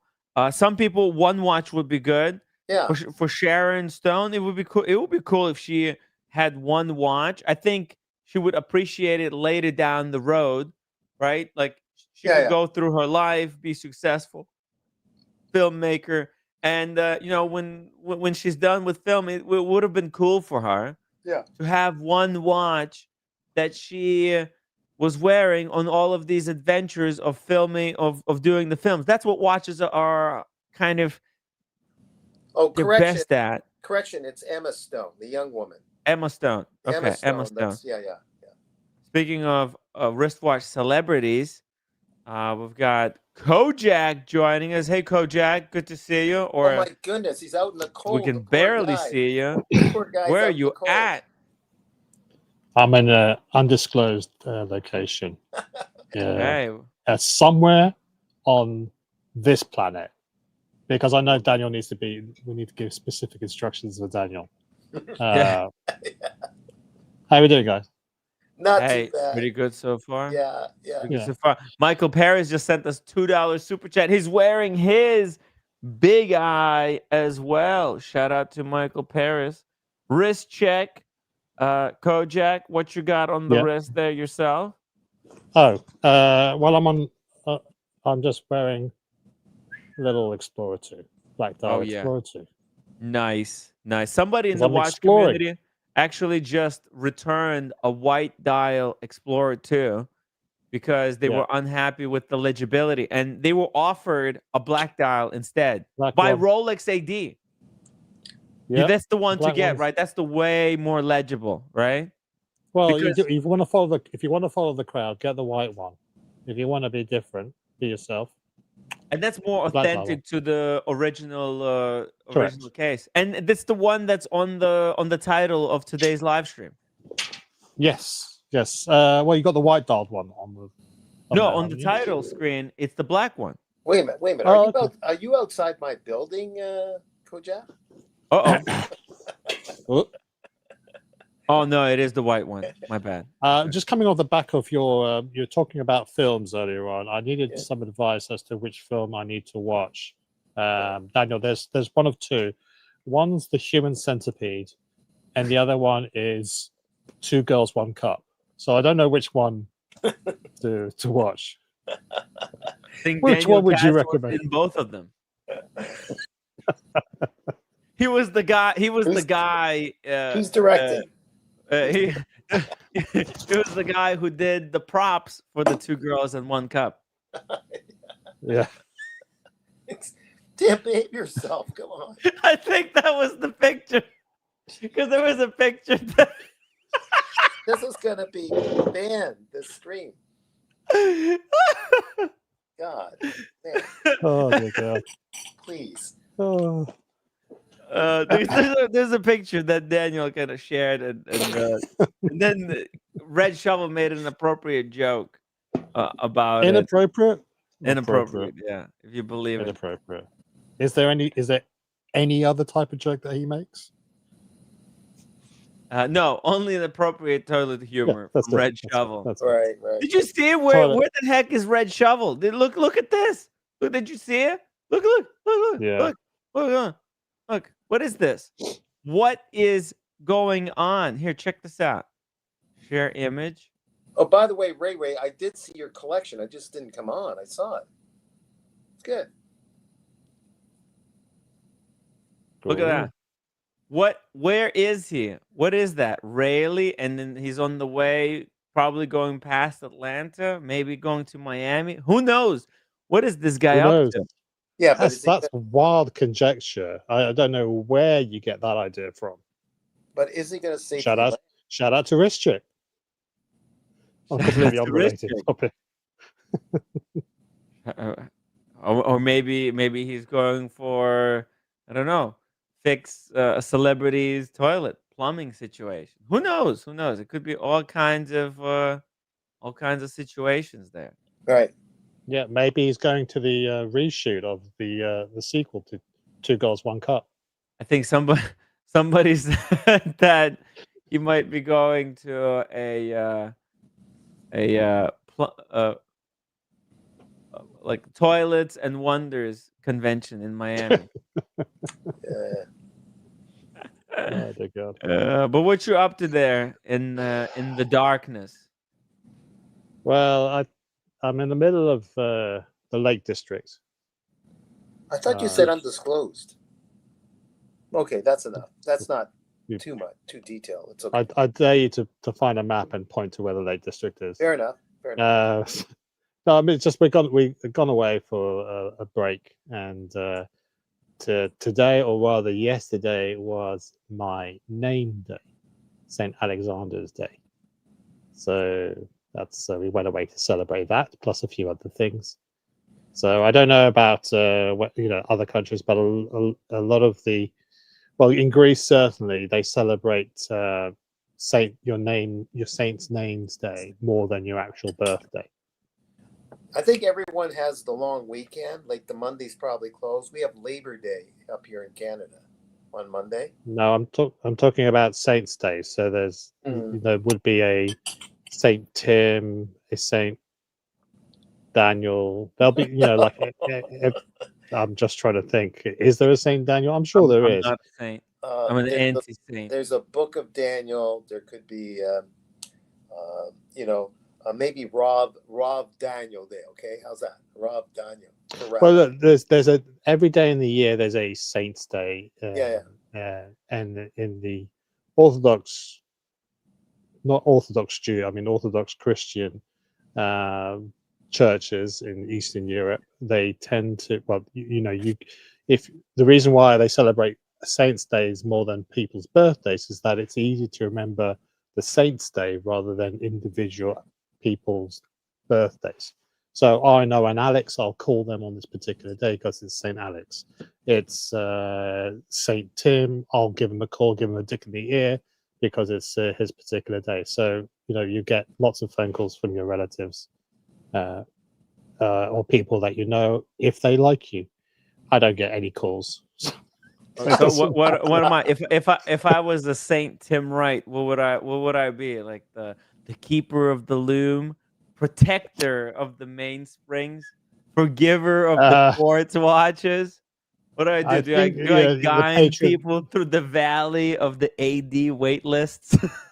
Well, the Saint Timothy was an evangelist. I think he was the patron saint for circular logic. Nice. Isn't that something?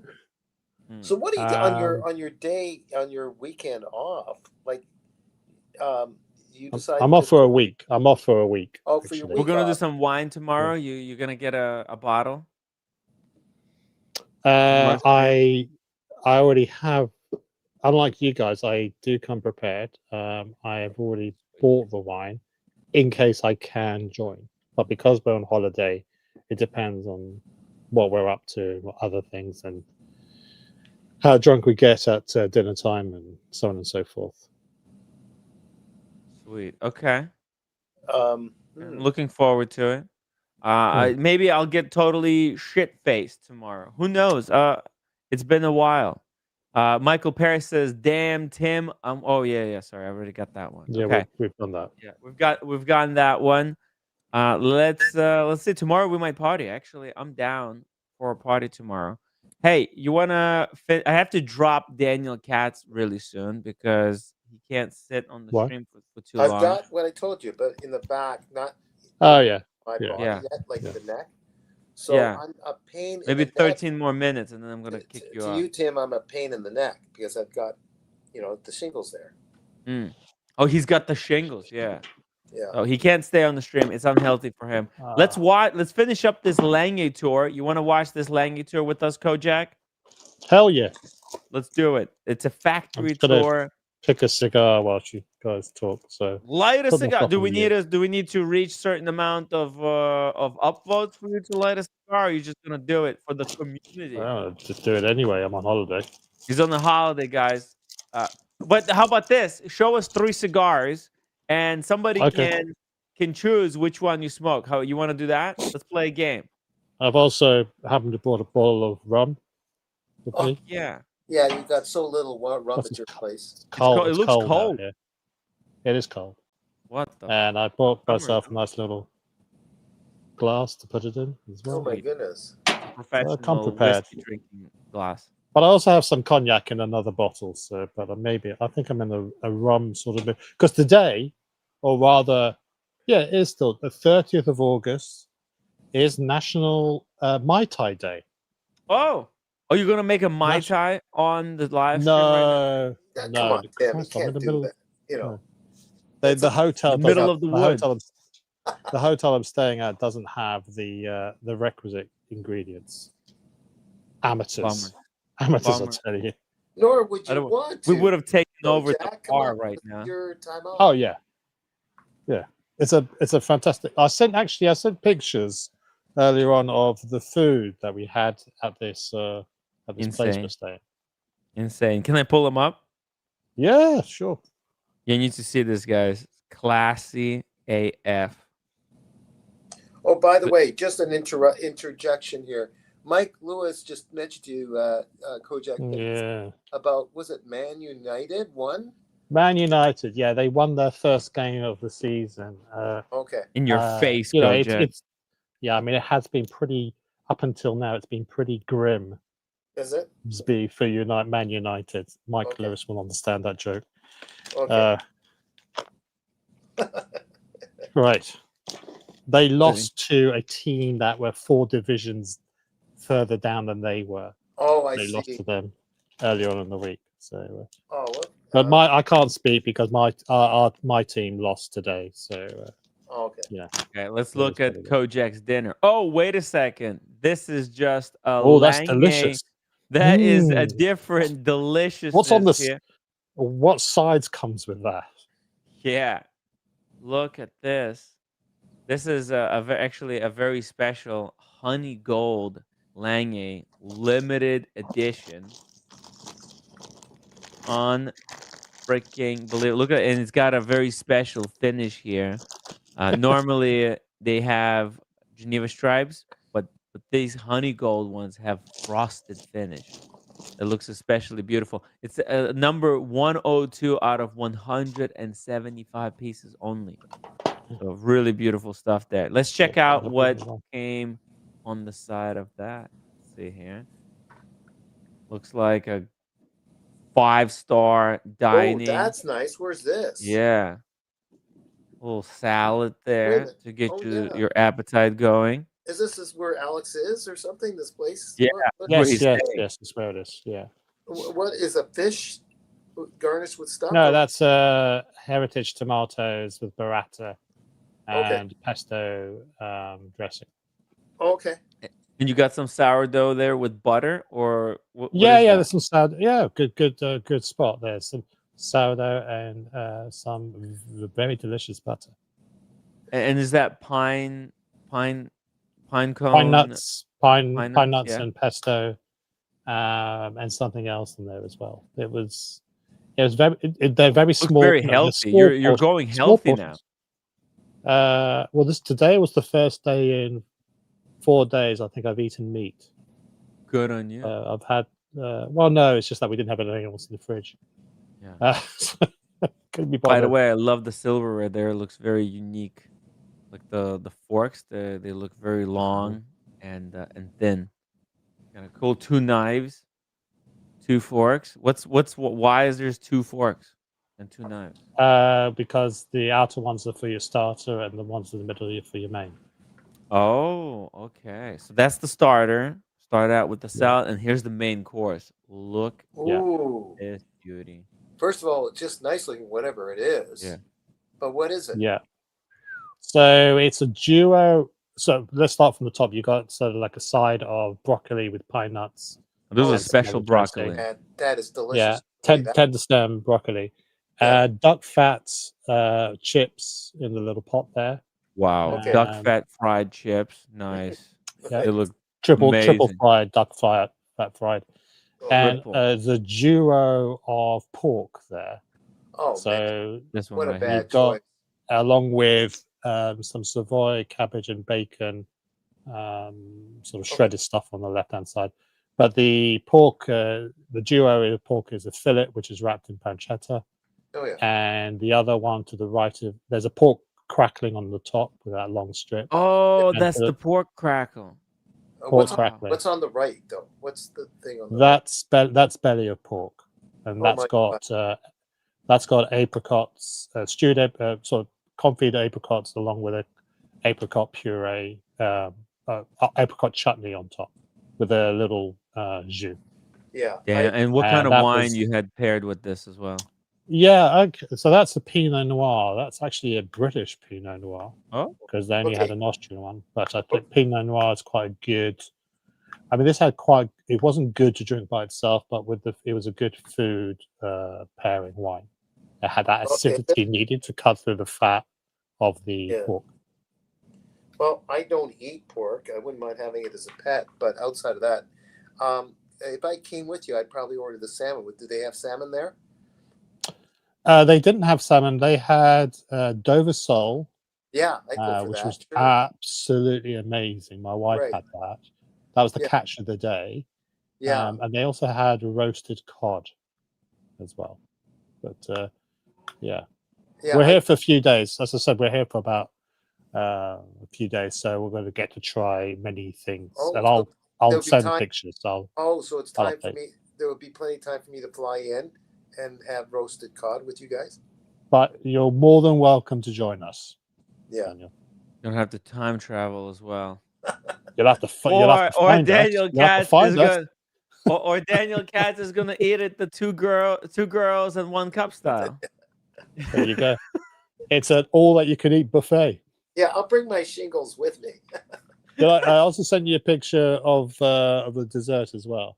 Okay. Now it looks Check this out. great. The dessert was really but light. I by the definitely way. I'd go Yeah. for the Dover Sole. It's a 5-star restaurant, obviously. Like the way the presentation is phenomenal.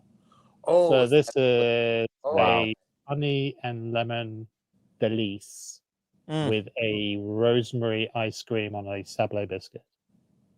just the presentation's phenomenal. What's that kind of a vanilla mousse, or what is in there in that cake? What's your conjecture, anyways? It's a delice. Delise. Which is, I don't know any better. What is that? Delice. What is that? I'm not cultured. What is that? What is that? How would you explain that? I don't even know. How would I describe it? It's a sort of it's a layered dessert. So Oh, whatever. I'm gonna Um, love it if I had that. Okay. oh no, you would absolutely. It wasn't too actually. It wasn't sweet. It wasn't too sweet. It was very balanced, and because it had the rosemary ice cream, it's Right. a nice savory note to it. So it wasn't. Oh, so Yeah, cool. it was sort of really sort of good juxtaposition between Yeah. what you expect a dessert to taste like, and it's really small. I mean, this Yeah, was smaller really than the small sort of portion. 17 smoked salmon sandwiches that Tim Yeah. had at Harrods. Yeah. But it was just a little, just a little bite. What So did you That's the good thing. share it, or did you? Then you appreciate it.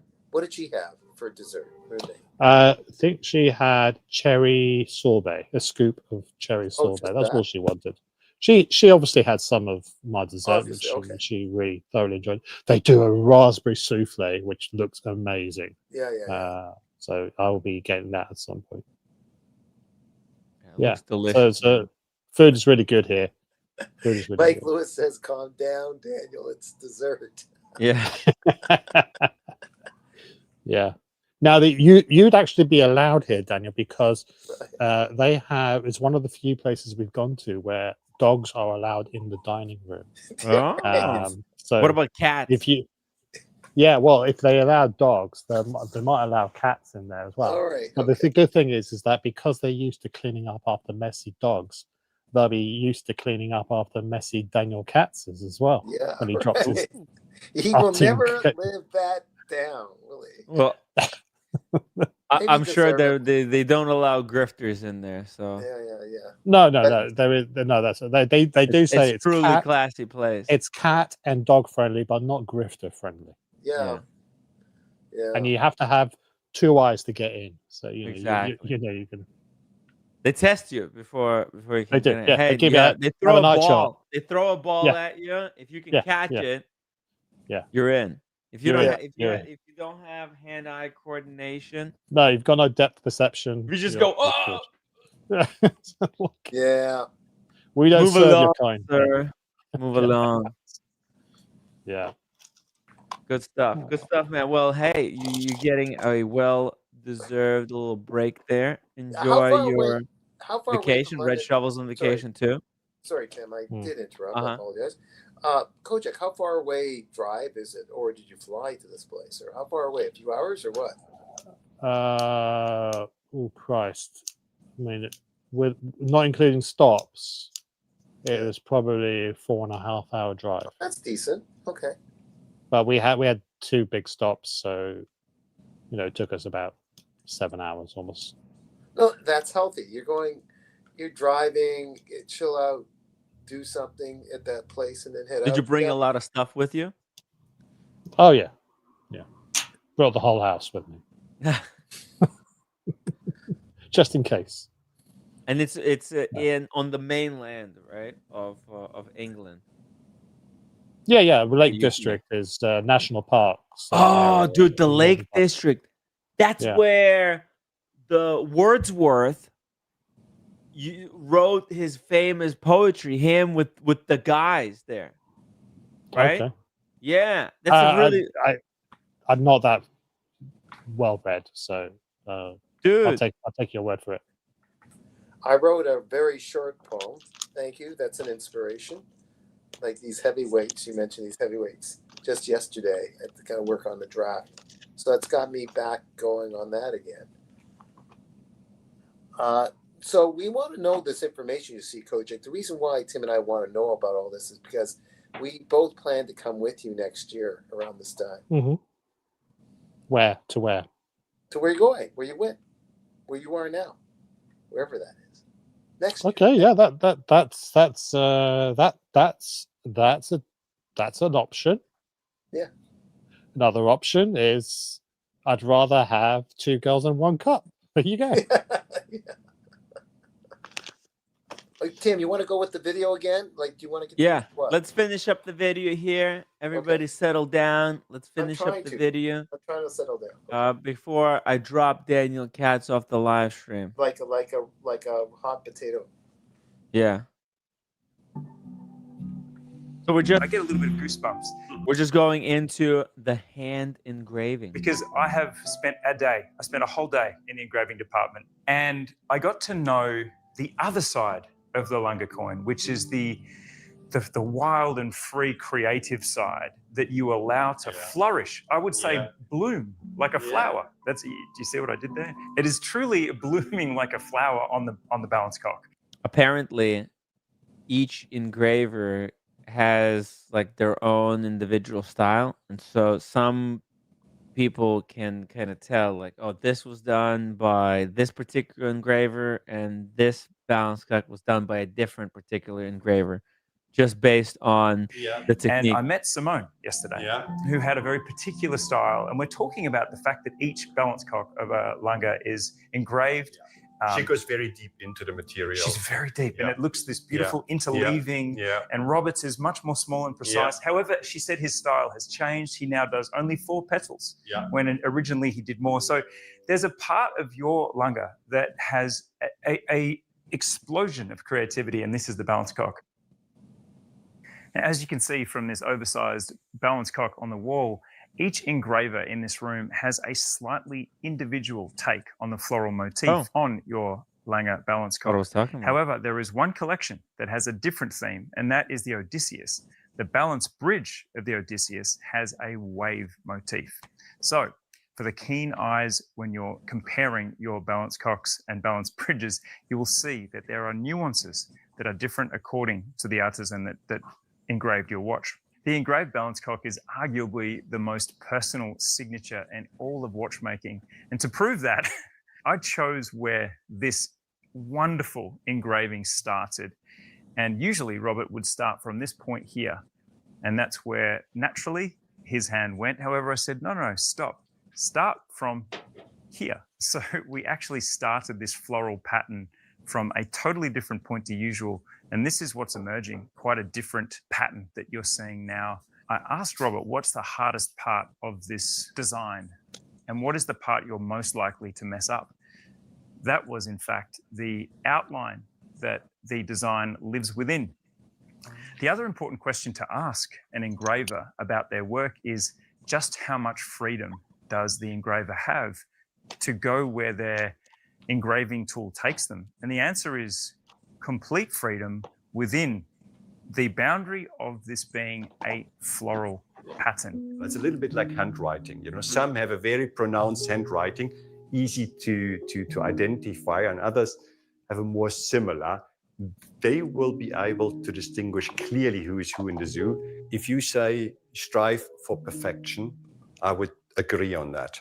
On the other hand, because it's a human being that does it, even the best ones will not be able to do exactly the same things twice. And then you take a lens and you look into it and you see how imperfect they are factually.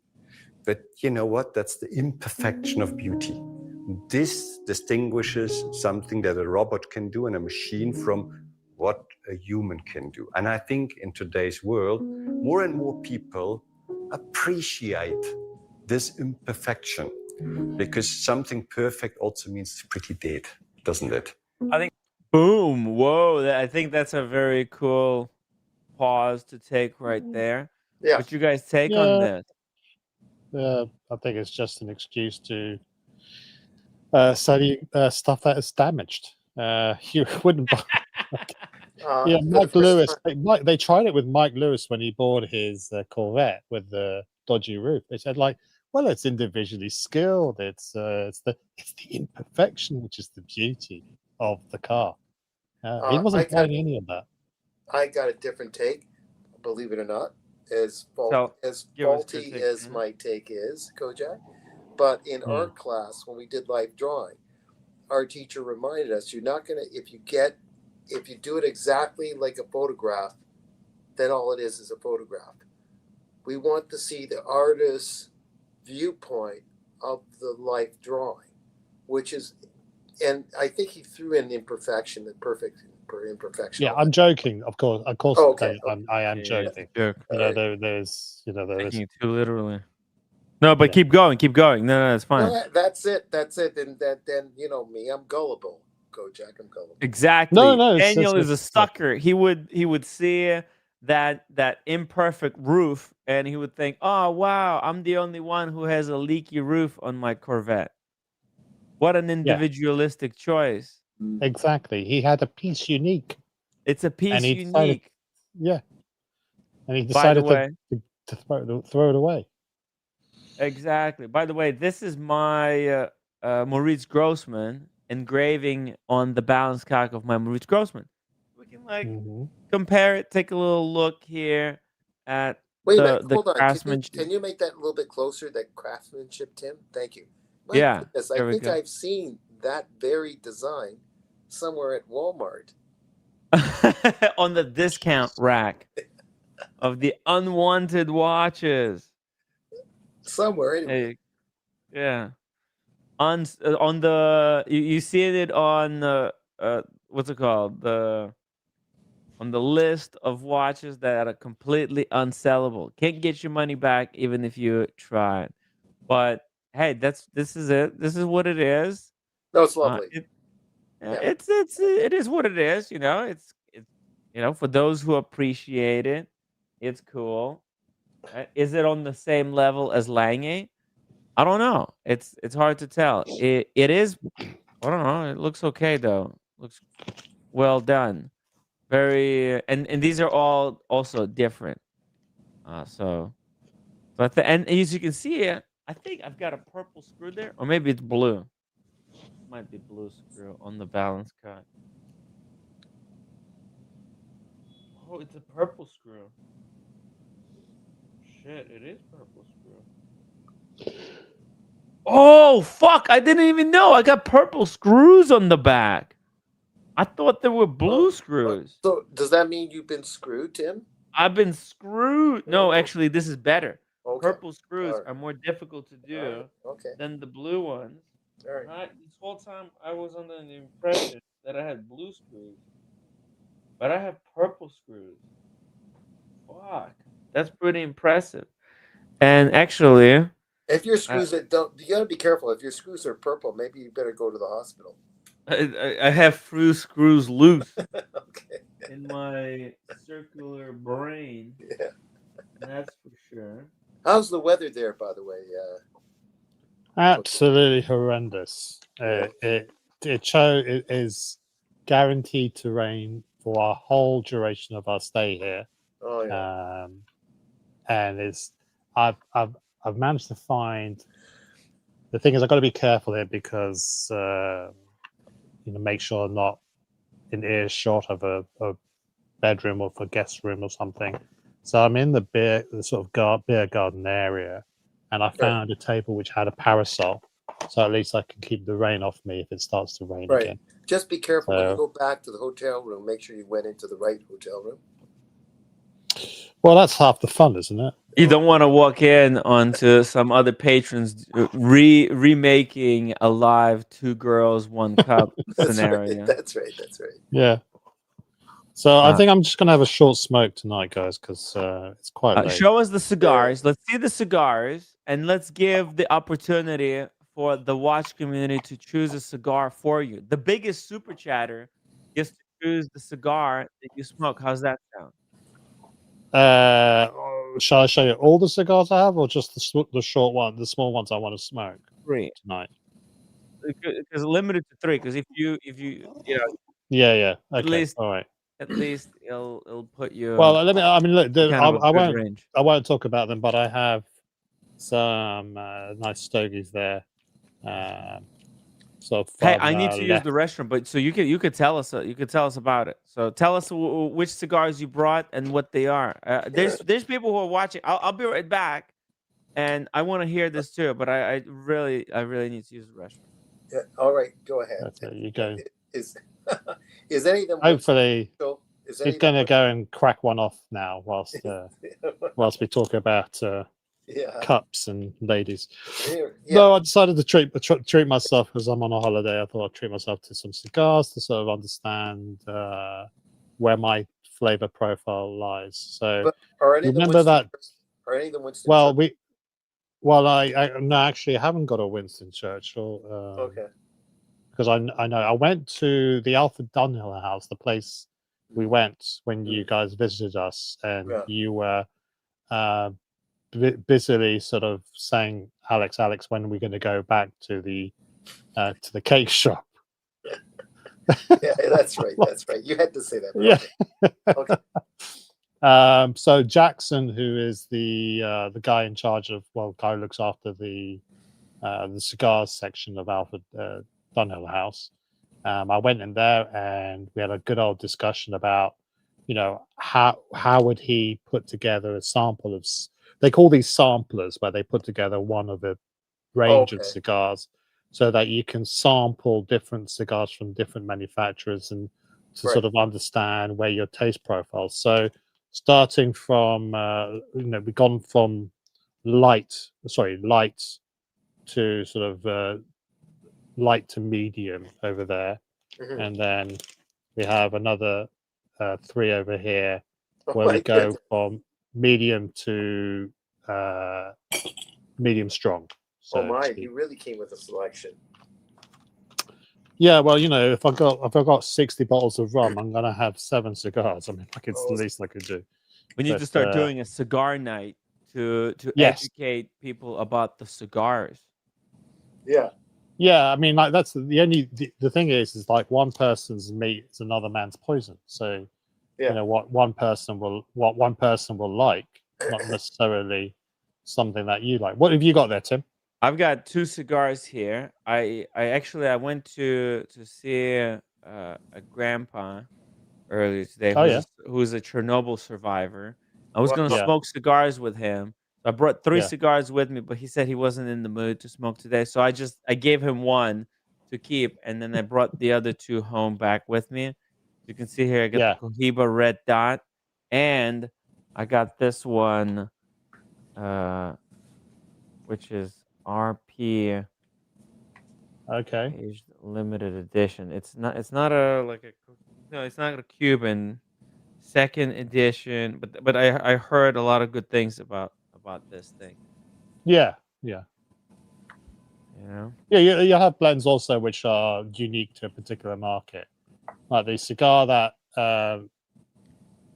Sean and I smoked at the Lanesborough was the Paul Laranaga 47 UK edition. And it was called the 47 UK edition because it was launched in 47 outlets, and only in those outlets. And you can't get them anymore. So they're limited release. But yeah, so that's going to be unique to the UK market. I'm sure some might have made it to other countries, but they would have had to have bought it here in the UK. yeah. If they wanted it. Oh, look, it's starting to rain. Knew it would. man. Hang on a second. Okay, do it. Let me just do it The in here. thing he's got the umbrella that he pinched. Yeah, I got the parasol, so that's cool. Oh, So anyway, so I've got what do I have here? I've got Haya de Montera, Epicure number 3. That's the lightest one I have.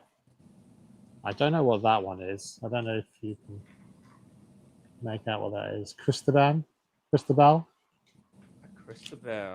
Nice. San Cristobal. That's the sort of light to medium, sort of the smaller ring gauge. Then we go on to, what the fuck is that?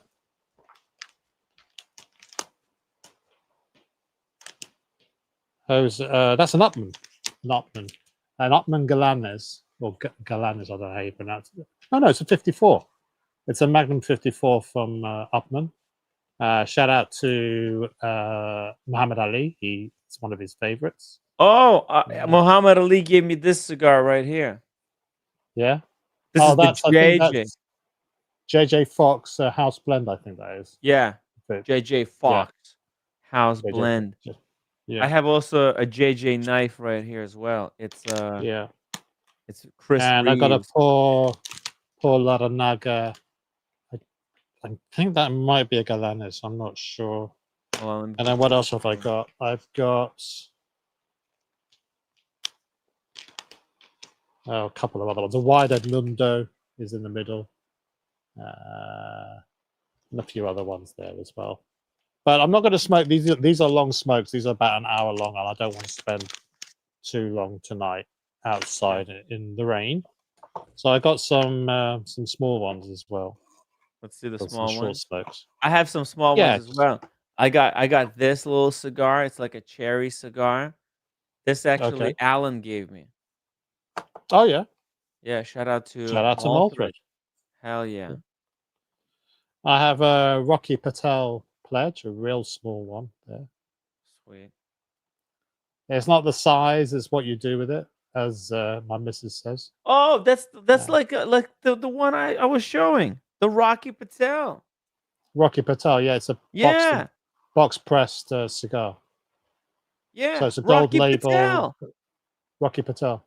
Dude, Rocky There you go. Patel. Rocky Patel. Yeah. Hell There you go. yeah. But this is a little short one, 20-minute smoke. Nice. I have a Romeo and Julieta.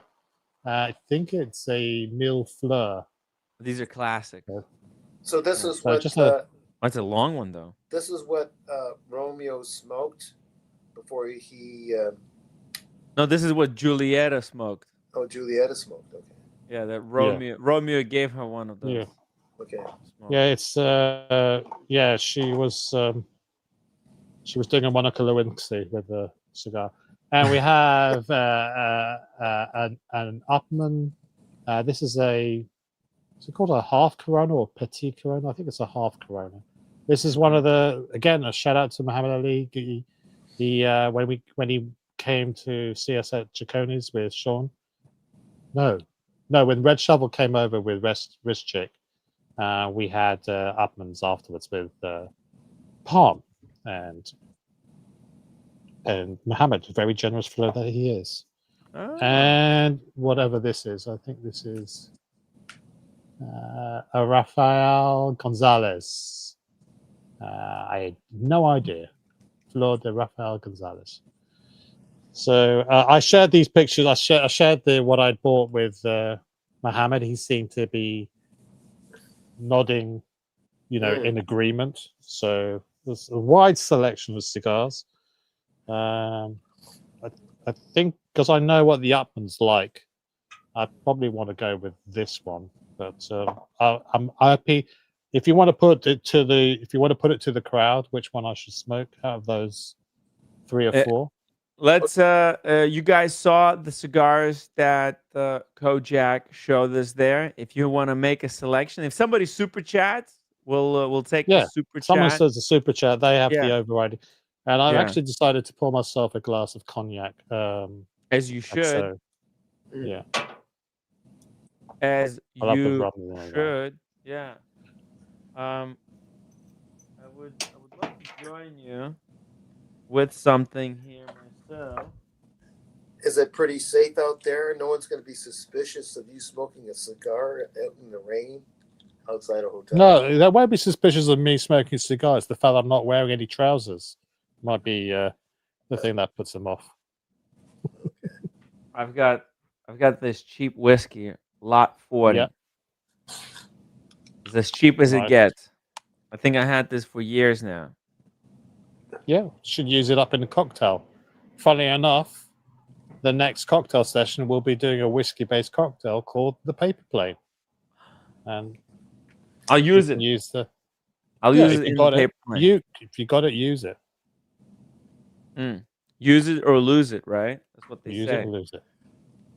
Exactly. So I what got do some we nice got there? cigars here. Hopefully, You got a nice selection of cigars. So as long as you managed to get them from JBB, and they were starting to rock. J&B, wasn't it? J&B. Gifted use. No, now I've got the humidor, and I'm making sure that the humidity is good. What was happening? My Bovita pack was too full, so it wasn't able to absorb. But these are the cigars I got from J&B. Yeah. What a nice guy J&B is. He's very generous as well. So very nice, very nice guy. I think. There he is. He's in the chat as well. Oh, that's something. Okay. Yeah, I think they're developing that blooming. They're blooming. They're not rotting. Jeez, you fucking ruined them. They're blooming. Relax. It's all cool. They're not ruined. What are you talking about? They're just blooming a little bit. It's all cool. They smell really nice.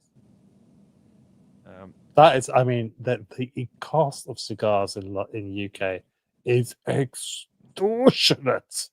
I know. Yeah. You paid ridiculous amount of money for these, but they're still Well, fun. it's tax. Smoke 'em. It's tax, isn't it? It's like It's all taxes. Yeah. all goes to the taxpayer. Shout out to JMB, member for 37 months. Stay healthy, and intermittent fasting is the key. Oh yeah, I'm doing it. I'm the king of intermittent fasting now. Um, I'm very good at it. I do like a every single day. I do like a 20-hour window, and then on September 10th at 3 o'clock is gonna be my last meal, and then the whole week I'm gonna go with no food. So I'm gonna do a water only fast for 7 days. I highly encourage people to, and if anybody wants to join in, if people want to join in on the fast with me, join. It's the healthiest thing that you could do for your body. It doesn't have to be 7 days. 5 days is the best for health. That's what Sean did. He just came. Can I just interject here for a moment? I mean, Sure, please feel free. far be it from me. I didn't realize that we were dealing with a nutritionist here, but I would suggest anyone that wants to make a drastic change to their diet to seek advice from their doctors first. Dude, they might not be able to pull it off. And the thing is, doctors, they're paid to say what like the CDC, the health thing, and it's all corrupted. All those government bodies regarding health, they're all corrupted by the food and the pharma industry. And the pharma, they want to sell you Ozempic, and they want to feed you McDonald's. So they've got conflicted interests. 5-day fast is the best fast that you could do, the best thing you could do for your body. I get it. Yeah. Listen to your doctor, whatever. I don't want to get sued either. So thank you. I really appreciate you Yeah, telling me that's that. what I'm saying. Is that But I the did the views 4-day expressed here? fast. The views expressed here are just not the It's just for views of entertainment. I'm just talking entertainment LLC. here. Yeah, exactly. I'm just this is I'm just talking shit. Okay, don't listen to me unless you want to get super healthy. That is. Yeah. Okay. Exactly. I live because I'm the living proof that you could go 4 days without food, and it's nothing. And the thing is, the hunger. What a lot of people don't understand, they think that hunger gets stronger with time, but it's not true. Hunger comes in waves. You're hungry, and then you don't get hungry, and then you get hungry again, and then you don't get hungry. So you just have to. I mean, you just have to endure it. I think the key. The key to the diet. The key to the diet to fasting is avoiding that feeling of not being full. And my tip is to have half a bag of cement with some water, and then you'll feel full for the rest of your life. That's what my dad said, actually. Look, the key of not being hungry is actually eating less carbs and sugar, because carbs and sugar is what produces the hormone called ghrelin, and it's that hormone that then Harry causes Potter you. Is that from Harry Potter? Not to be confused with the Harry Potter character called Gremlin. Okay. Oh my Gremlin. god! Oh my god! Yeah. I just had a moment of light above my head. Just a moment of light. Mm-hmm. Both statements, slightly different, are correct. He's saying leave the table a little bit not full, and you're saying about sugar and carbs. My goodness, you're both right. So where do you go? Listen, I don't profess to know anything about. No, it's a common. I mean, I'm a living.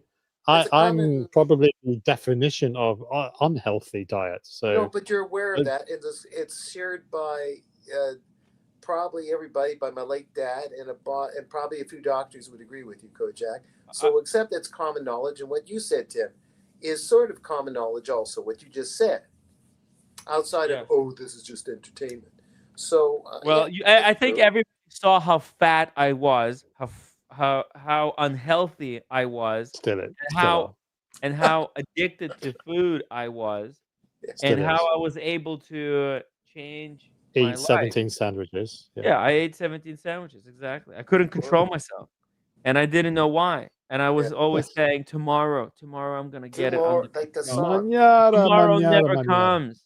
Yeah, Tomorrow never comes, because if you're eating carbs, that's what carbs do to you. It fucks up your brain chemistry, and you just Anyone sing become. that song? Anyone can sing that song? Annie, tomorrow, life will be better tomorrow. Yeah, tomorrow, exactly. Tomorrow. You just keep telling yourself tomorrow, and tomorrow never comes. So if you want to do it, you have to stop eating sugar. You have to stop eating carbohydrates and the ultra processed food, and then tomorrow comes, because that's what, when you're addicted to that stuff. Okay, I'm gonna it's go, like Tim. being You're crack right. cocaine. I'm agreeing with you there. It's like being addicted to crack cocaine, and you don't even realize it. That's why you're stuck in that cycle. Okay, And but the thing is, JMB, there's no point of doing 48 hours, because those first 48 hours are the most torturous. That's where all the pain is in the first 48 hours. Once you pass the 48 hours, you're in the clear. You're no longer hungry. You're not craving food. You're not even thinking about you. Maybe you're like, if you see videos or pictures of food, you'll be thinking a little bit about it, but you're no longer hungry. That's when it gets easy. After the 48 hours, pre 48 hours, brutal. So that's why 5 days. I recommend doing 5 days or 7 days. No Fold did 20 days. Okay, so once you get over the hump, which is the 48 hours, you're in the clear. Also, shout out to Ray for €2 super chat. Kojak, I'm not wearing trousers either. Imagine. Whoa. I'd rather not. 2 girls, 1 Ray. Did I hear correctly a few days ago he was celebrating? Was he celebrating his birthday or something? It was his birthday recently. Yeah. It was his birthday. That's right. Happy belated birthday, Ray. Happy birthday, Ray. guys, I'm gonna go because I'm feeling a little. Yeah. I'm up again. So itchy. Daniel, I'm gonna finish the Lange tour, and then we're gonna and then Kojak's gonna light up a cigar. I guess Kojak, it's a house choice. You could choose whichever one you want. I would go for that short, thick one though. The good one. Yeah, the Upman. Yeah, Upman. You can't go wrong with the Upman. It looks good. It's got nice ring gauge. Yeah. Let's you light it up. You want to light it up? Okay, Daniel. We'll see you later. We'll have Kojak light it up, and we'll finish up with the video. We'll take a look at the JLC thing. When you light it up, try to be careful that you don't light Tim up. Okay. All right. Don't set the world on fire. All right. Okay. Kojak, careful. Upvote, guys. Upvote for Kojak and the Upman. Okay. The Upman. Nice cut. Not to be confused with the Downman. Let's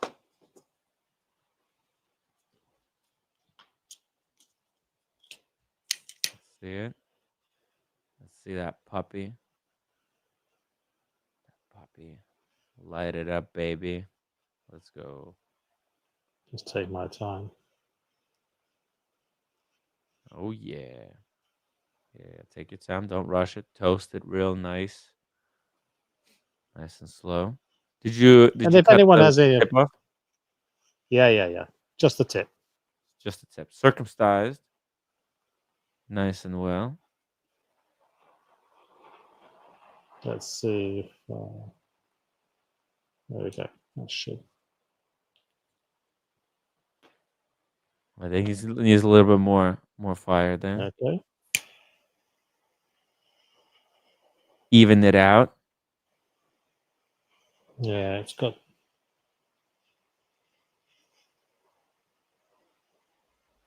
I think that's enough. Let's see. Oh yeah, that's perfect. Oh yeah, that's good. Good choice, Tim. Good choice. Thank you. I don't know what I'd do without you. I know good cigars, man. Yeah. I don't know where the box has gone, but anyway, let's I put yeah, these away. I actually know good cigar. I've been smoking some cigars. So Well, I know I let's see. heard that you give a good head. Mhm. Yeah, So I do. I'm a professional at it. hmm. You know, it's hard. You know, sometimes you got to do what you got to do for the watch community, right? In order to be able to do these live streams daily, you gotta do sometimes. You know, you gotta get down on both knees and just do it, man. For the community, for you guys, so you can enjoy these live streams every single day. How is it? Yeah, perfect, Really good. Yeah, perfection. All right, so perfect. you enjoy Good whilst we're choice. finishing up this Lange video. Here we go. I think that's the quote of the video for me. And if there's anything that just stamped itself into my mind from this incredible experience, it is that statement. Something perfect is pretty dead, isn't it? I feel that that is such an ironic and paradoxical statement because for many watch lovers, there's nothing more perfect than a Lange, and yet it is the celebration of the imperfection, it is the freedom for creativity that makes this brand so compelling and so alive to me. But I had one more question. I couldn't help myself. I had to ask Mr. Schmidt, who is this brand for? Because I wanted to hear from him as almost an entreaty to you. Who is Lange for? Everybody that is really into fine watchmaking, somebody that is really interested in these tiny little details, I can only invite to dig deeper because that's where we like to discuss. That's a proper conversation because then, you know, that's where we can unveil the beauty of what we do here. The beauty and the cost. Yesterday, someone dropped a screw in the Zeitwerk department and he said, well, that's 21 euro. Yes. And I said, no, you can't be serious. 21 euro for a tiny screw. And in that moment where he said, look, losing one is not the end of the world. Losing 50 is a big deal. And I just thought that tiny detail tells so much about this bigger picture. Thank you, Wilhelm. That was an incredible experience. Well, there it is, a day in the life of the Lange manufacturer. I have a very large box ticked off my bucket list. My closing thoughts are this. It's a world of AI. It's a world that is embracing automation, and yet Lange remains defiantly human. I ask you this, what do you think, having seen inside this secretive and incredibly prestigious watchmaker producing mere thousands of watches a year? Thanks again for watching Time and Tide. Do let me know in the comments below, and I'll see you in the next video. There we go. Who is Lange for? Is it for classy collectors like Kojak? Kojak, I know that you recently got a phone call from a Lange in Zune, and they think you're a Lange man. Tell us about why Lange could be a good choice for you. I like the watch in question is the Zeitwerk, and it's just that I like the Lange one, but because it's so similar to or rather the Glashütte is so similar, the planar, what do they call it, the one that Double D has, or the green dialed Glashütte that he has. Because they're quite similar, you can argue which one is which, but the Zeitwerk is so unique. The Lange Zone, you can't confuse it for anything else. And I think it's just that if I'm trying to curate a collection where I have definitive pieces from brands that I'm interested in, the Zeitwerk for me is just an amazing watch. The idea, the mechanics of it, the Panamatic Lunar, that's the one. Like, yeah, Double D's got the Panamatic Lunar. It's like the Lange one.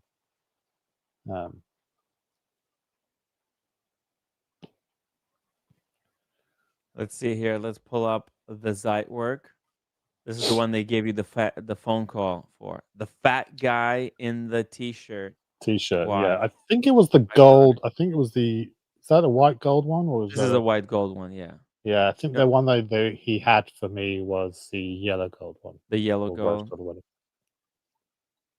Okay, they don't have one here on the website, so let's just Yeah. just use your imagination, guys. Yeah, yeah. Yeah, just use your imagination. We got Woody in New Jersey with the $2 super chat. Thank you for entertaining us every day. Cheers! Cheers, Woody. Hey, Woody! King of Prussia Mall, Wednesday. If you're free, come hang out with the boys. We're gonna talk watches. Humble Pine is coming. He's gonna bring down some bangers. Wow. Double D is gonna be there. We're gonna do a push-up challenge live on the live stream. Jesus And Christ. yeah. Look, guys, get ready. It's gonna be an exciting episode. It's a foregone conclusion, isn't it? Yeah, I know, dude. Yesterday I came across a live stream. This guy, he was doing 1,200 live streams in a row, live, and apparently, his maximum he could do 4,000 push-ups. What the fuck? Yeah, yeah. It just goes to show you, nothing is impossible if you put your time and efforts into it. That's interesting. Yeah, Hmm. I know, right?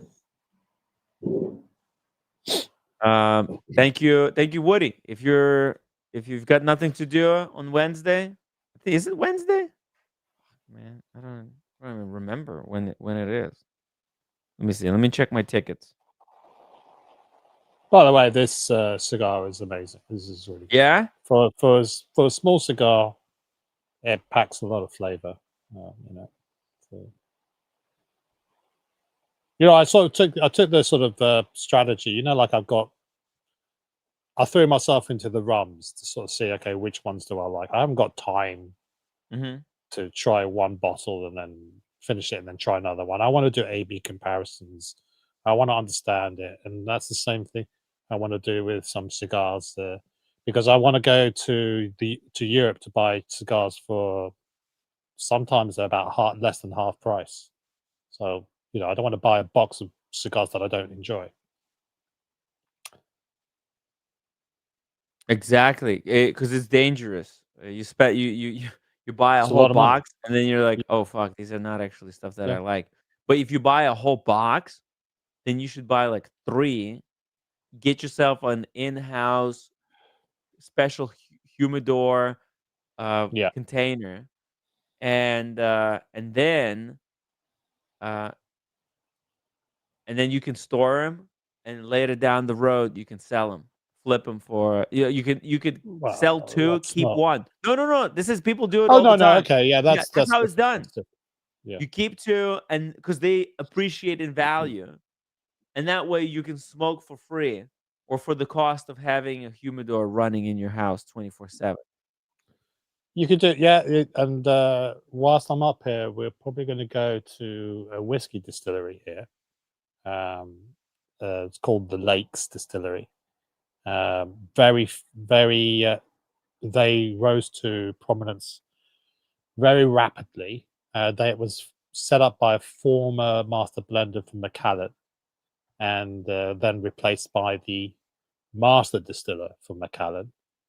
And they do something called the Whiskey Makers Reserve Series. They released one every year. And if you had the number 1, which was launched about 8 or 9 years ago, for a £65 investment for that bottle, it'd be worth £1,500 now. Holy shit. And the number 4 Yeah. was named the best whiskey of the year in the world a few years back. Number 4. So they're on number. They launched number 7 2 years ago. Yeah. Just under 2 years ago, and that's the last one they're doing. So if you can imagine, if anybody has all 1 to 7, Yeah. that collection will be worth something in the not too distant future. That's Well, I've why been buying 2 or 3 of each year, Yeah. So that I Boxes or can just individual? no, but individual boxes. You can't buy. You're limited to how many you can buy. Okay. But yeah, this is a good idea. I'm totally for it. Mickey, he has a humidor with whole bunch of boxes, like boxes and boxes. He's got like Oh yeah, 10, well 20 boxes. he's a huge cigar nerd. So when Yeah. he had those, was it Year of the Dragon Opus? Was it or was it Hmm. something else?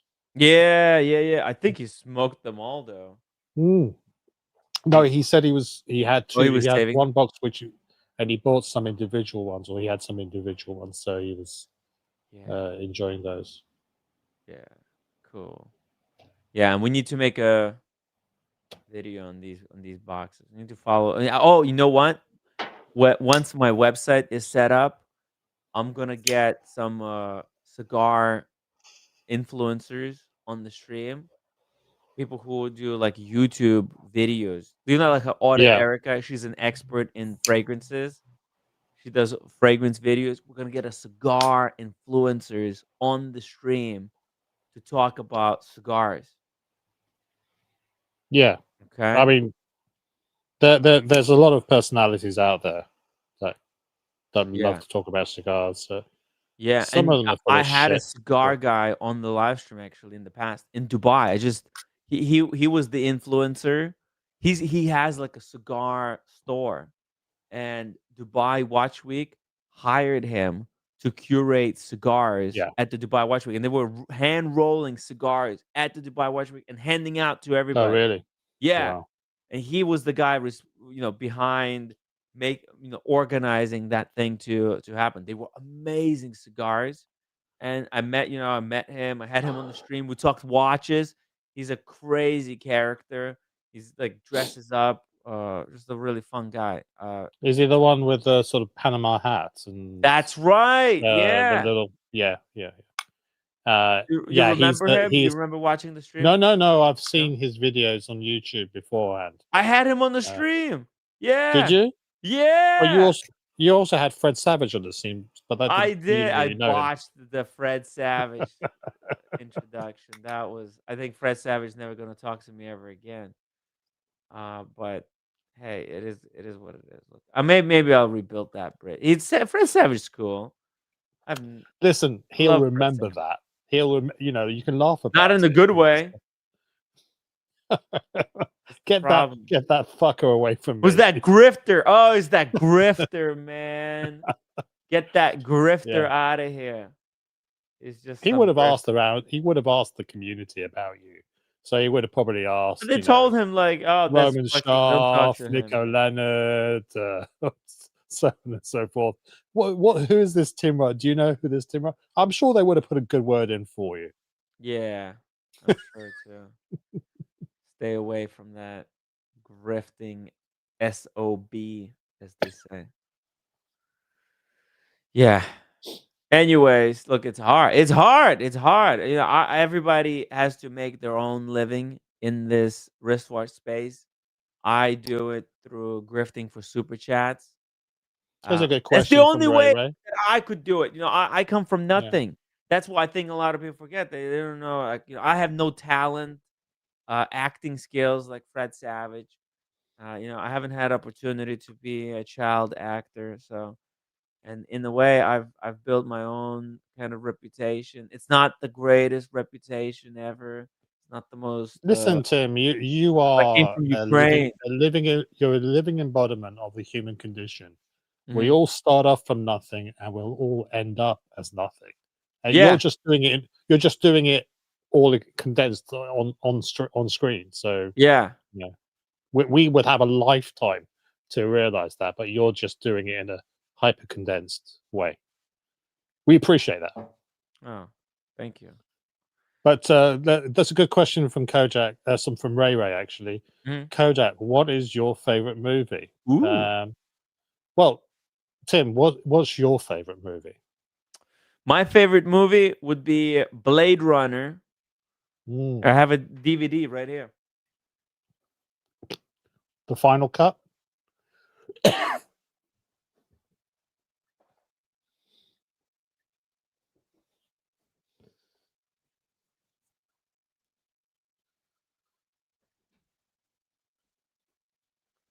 I'm of course talking about the original one with Harrison Really? Ford. Yeah. Oh no, I mean which version? Is it the No, director's cut, the final cut? the director's cut. Blade Runner. I think that's I love the this final movie. cut, isn't it? No, it has both. This has Yeah. this is the 30th anniversary edition. It's got both the director's cut and the regular cut, plus all kinds of bonus features here. The original theatrical cut. It's got three. It's got the original theatrical cut. It's got the international theatrical cut and Yeah. director's cut. All three. It's a three Okay. disc set. Plus, it's got I didn't think the director's cut was actually the the director's final cut. cut. It's got the The final final cut cut. too. The final cut yeah. is the one. Yeah. Is the final cut is your favorite? Of the versions, yeah, I think Oh so. I yeah. think that's the one.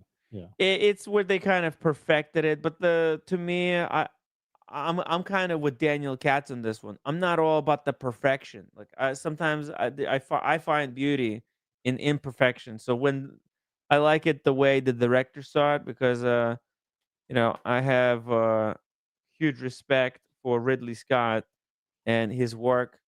So Alien, all kinds of other stuff that he's done. th- You know, Yeah. So I'd be interested to know what Ray's favorite movie is, but it's probably Jaws. it is Jaws. I Um, think he said yeah. it on the last show. But Yeah. yeah, there you go, guys. So That's my favorite. I got some my other DVDs favorite. here. You want to see my other DVDs? Yeah. I mean, Blade Runner is definitely up there with one of my favorite movies. Alien is another great movie. But Guilty Pleasure. The series, Star complete Trek: series. The Yeah. Next Generation complete series.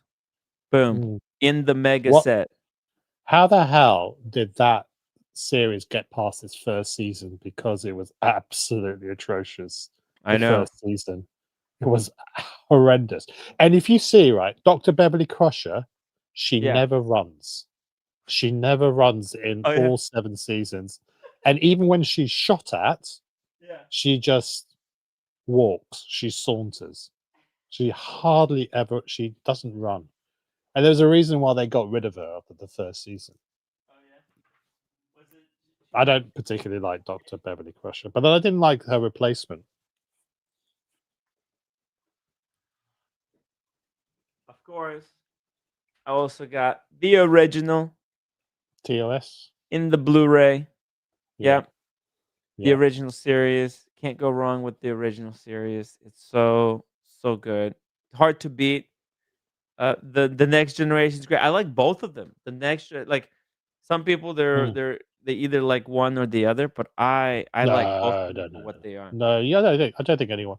I don't think there's any diehard, like TOS over TNG. Some might prefer the character. There's more character.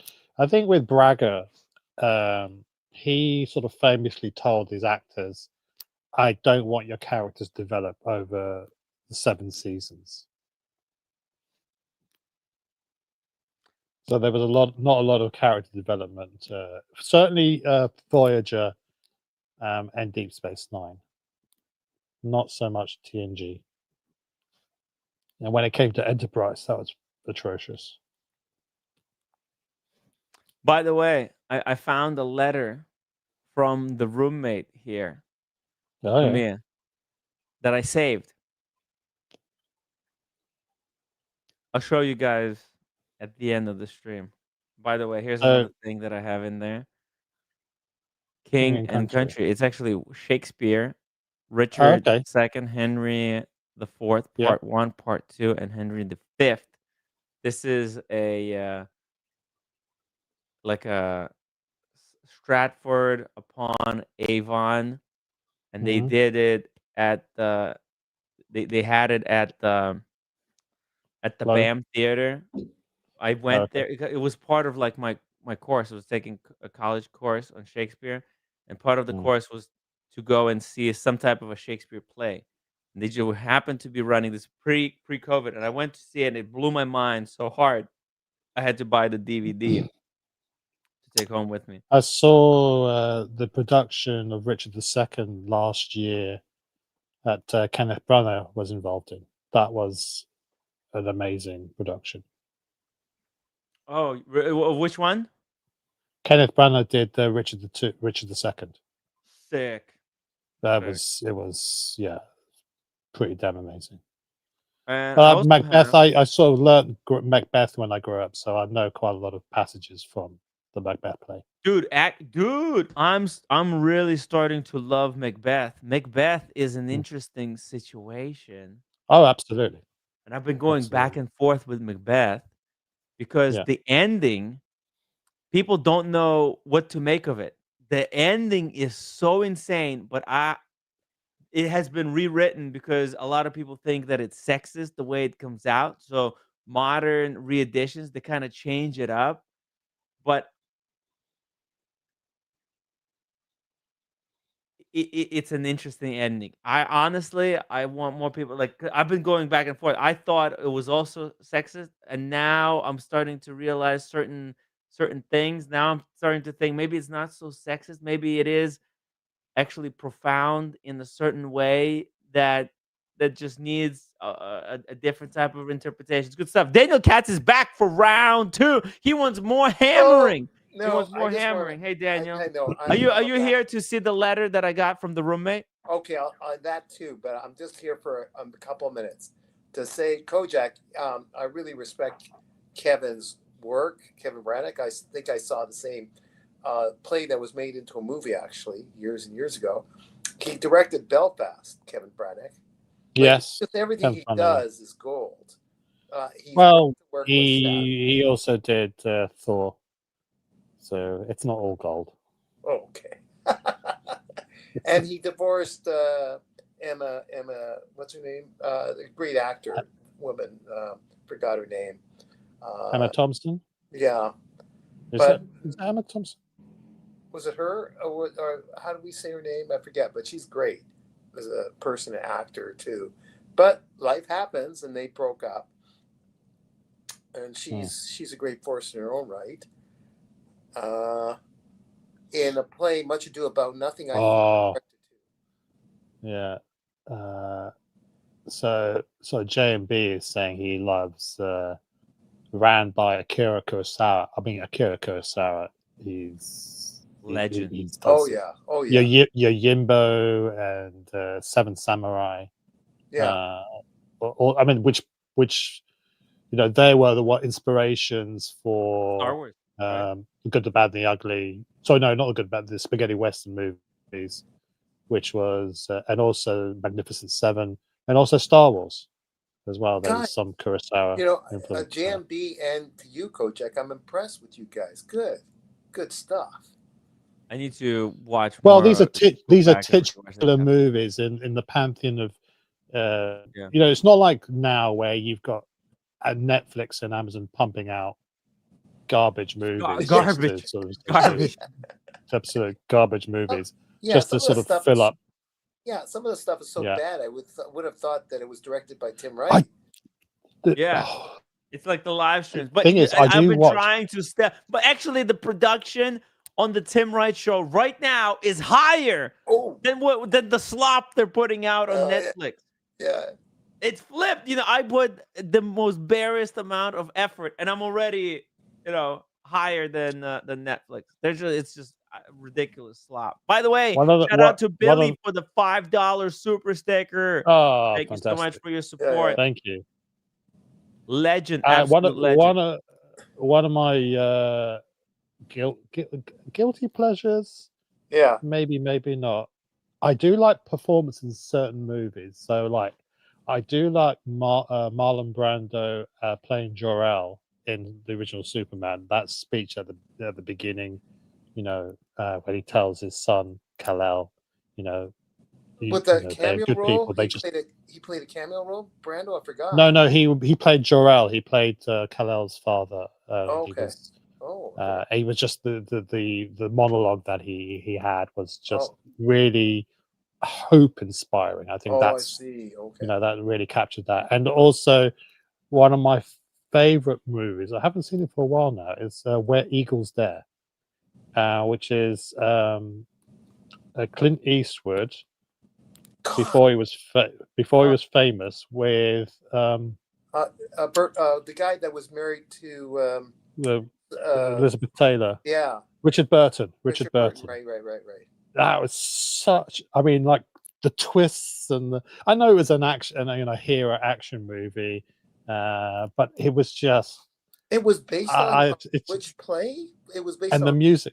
No. It's just a movie. It was just a Hollywood movie, but it was just like, I mean, you have to sit down and really try to follow it sometimes because it's not the easiest movie to follow. Frank Sinatra was in that one too, I think. No, he didn't. Okay. No.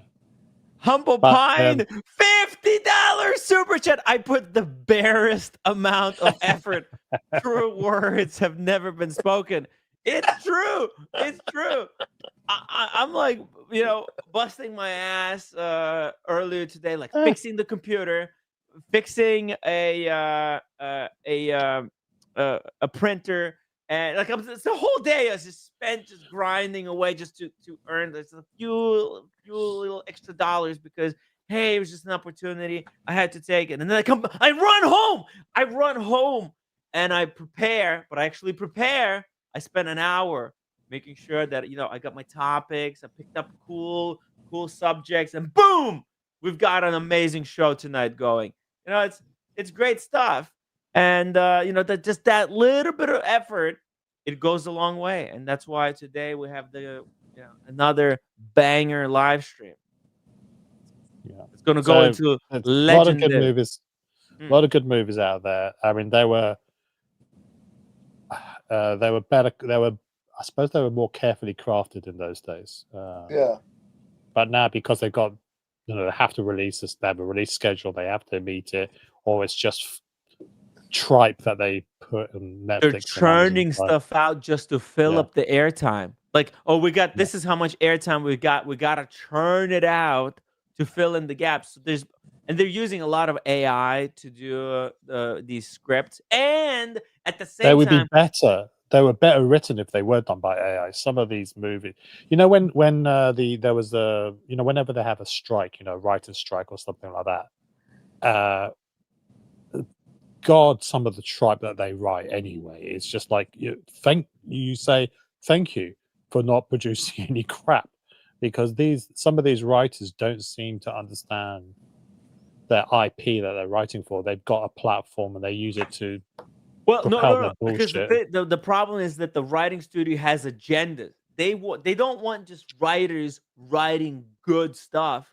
No, they have an agenda. Oh, we want to write, and this has to appeal to as broad as possible group of people as we can, which means you got to include all the races. We got to go full spectrum. Like it was cool when Star Trek did it because it was new, and it was never done before. So Star Trek, when they had this broad group, it appealed to everybody, because the movies back then didn't appeal to everybody. But now now all they're doing is like doing what Star Trek did, which is like, wait, hold on a second. Like sometimes you don't want to watch everything that just appeals to everyone for no reason. And here's the thing: Star Trek is set in the future where all the races already come together. Everybody's just intermingled, interfucked each other, right? And all the human world has to work together because they have a greater enemy. They're not fighting each other like cats and dogs and all other animals, right? It's a completely different paradigm. Spoken like a true communist. Yeah. Right, like communism actually, like there's no choice. People have to work together, because if they fight each other over race, then the fucking Klingons are gonna come and chop all of their heads off. They don't give a fuck. Okay, so they're like, okay, whoa, we gotta put our racism on the earth aside and be racist against Klingons. Sorry, Daniel. This is coming. Don't forget, Kojak. This is coming from a professional, world champion gamer. Exactly. those I of know us how who- this stuff works. It's all politics. It's all politics. These are just But- weapons but- of politics. But What is Okay, what is and the group what is your dynamics. so what is your worst movie that is your guilty pleasure then? Worst movie that's my guilty pleasure. Yeah, Uh-oh. like like I watch a lot of movies that I watch. I go, why did they do this? Why did they make this particular decision? Am I not understanding something? Do I need to watch it for the umpteenth time to understand where they're coming from? And I still don't get it. There's a lot of movies I watch which are shit. Because they're shit, I have to keep on watching it because I go like, maybe I'm missing something. Maybe I'm not understanding May what I the add- director's May visual. I add? Yeah, that would be the Star Wars episode yeah. 1, 2, and 3. It's absolute fucking garbage. Okay, The more here you we go watch again. it, you understand this plot makes no sense. It's all for the visuals. You watch it because it just looks like a video game. It looks fancy, Yeah. but then you watch those scenes where Anakin is meeting up with the princess there in Padme. the Adelaide, yeah, and you go Padme. Padme, whatever, and you understand like this is bullshit. None of us. The guy doesn't even understand how humans work. Like it's just the worst thing ever. Did you know that there was a cut of the prequel movies, the first and the second one, where they tried? I think it was rumored to be Kevin Smith. It's called the Phantom Cut. So he took the first movie and cut it in such a way to try and remove as much of young Anakin out of it. And also the second movie, they tried to remove as much of the lovey-dovey stuff between Anakin and Padme. It was a better movie, but it was still a shit movie. I mean, you just can't polish a turd sometimes. Exactly. You know the general the overview point is with the big studios is money. That's sad, but it's money. The mainstream cover everybody.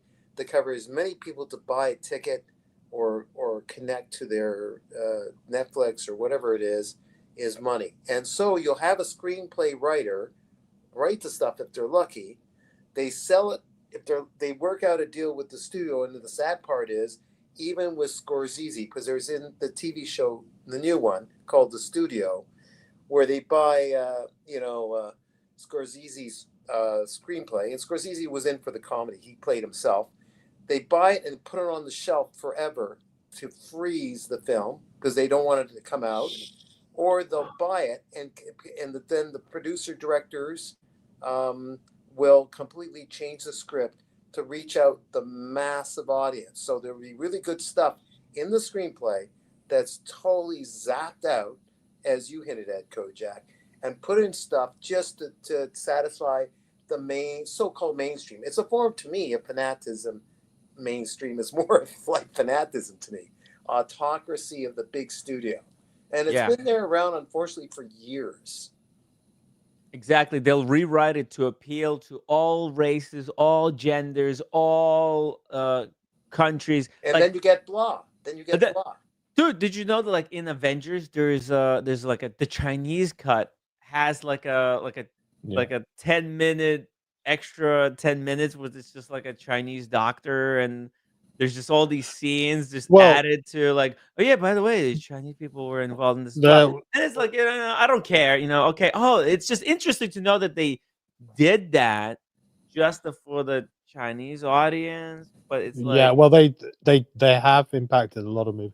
Like Looper, the movie with Bruce Willis and Gordon Levitt, with he plays himself as an old man and as a young man. Looper, and at one point there's a series of scenes where it's based in China, where he's a criminal in China. There's a Chinese cut where instead of it being Chinese, the mafia, it's Russian mafia. Oh shit! It's like there are two versions of Looper out there, right? Because the Chinese market is really big, and these studios they're trying not to offend Chinese people. So and it's kind of like fucking racist if you think about it. Like, what, Chinese people that sensitive? They're not. They're fucking. I know a lot of Chinese people. They're cool as fuck. Shout out to Tom. He mentioned about the South Korean movie, which I love, Parasite. Parasite.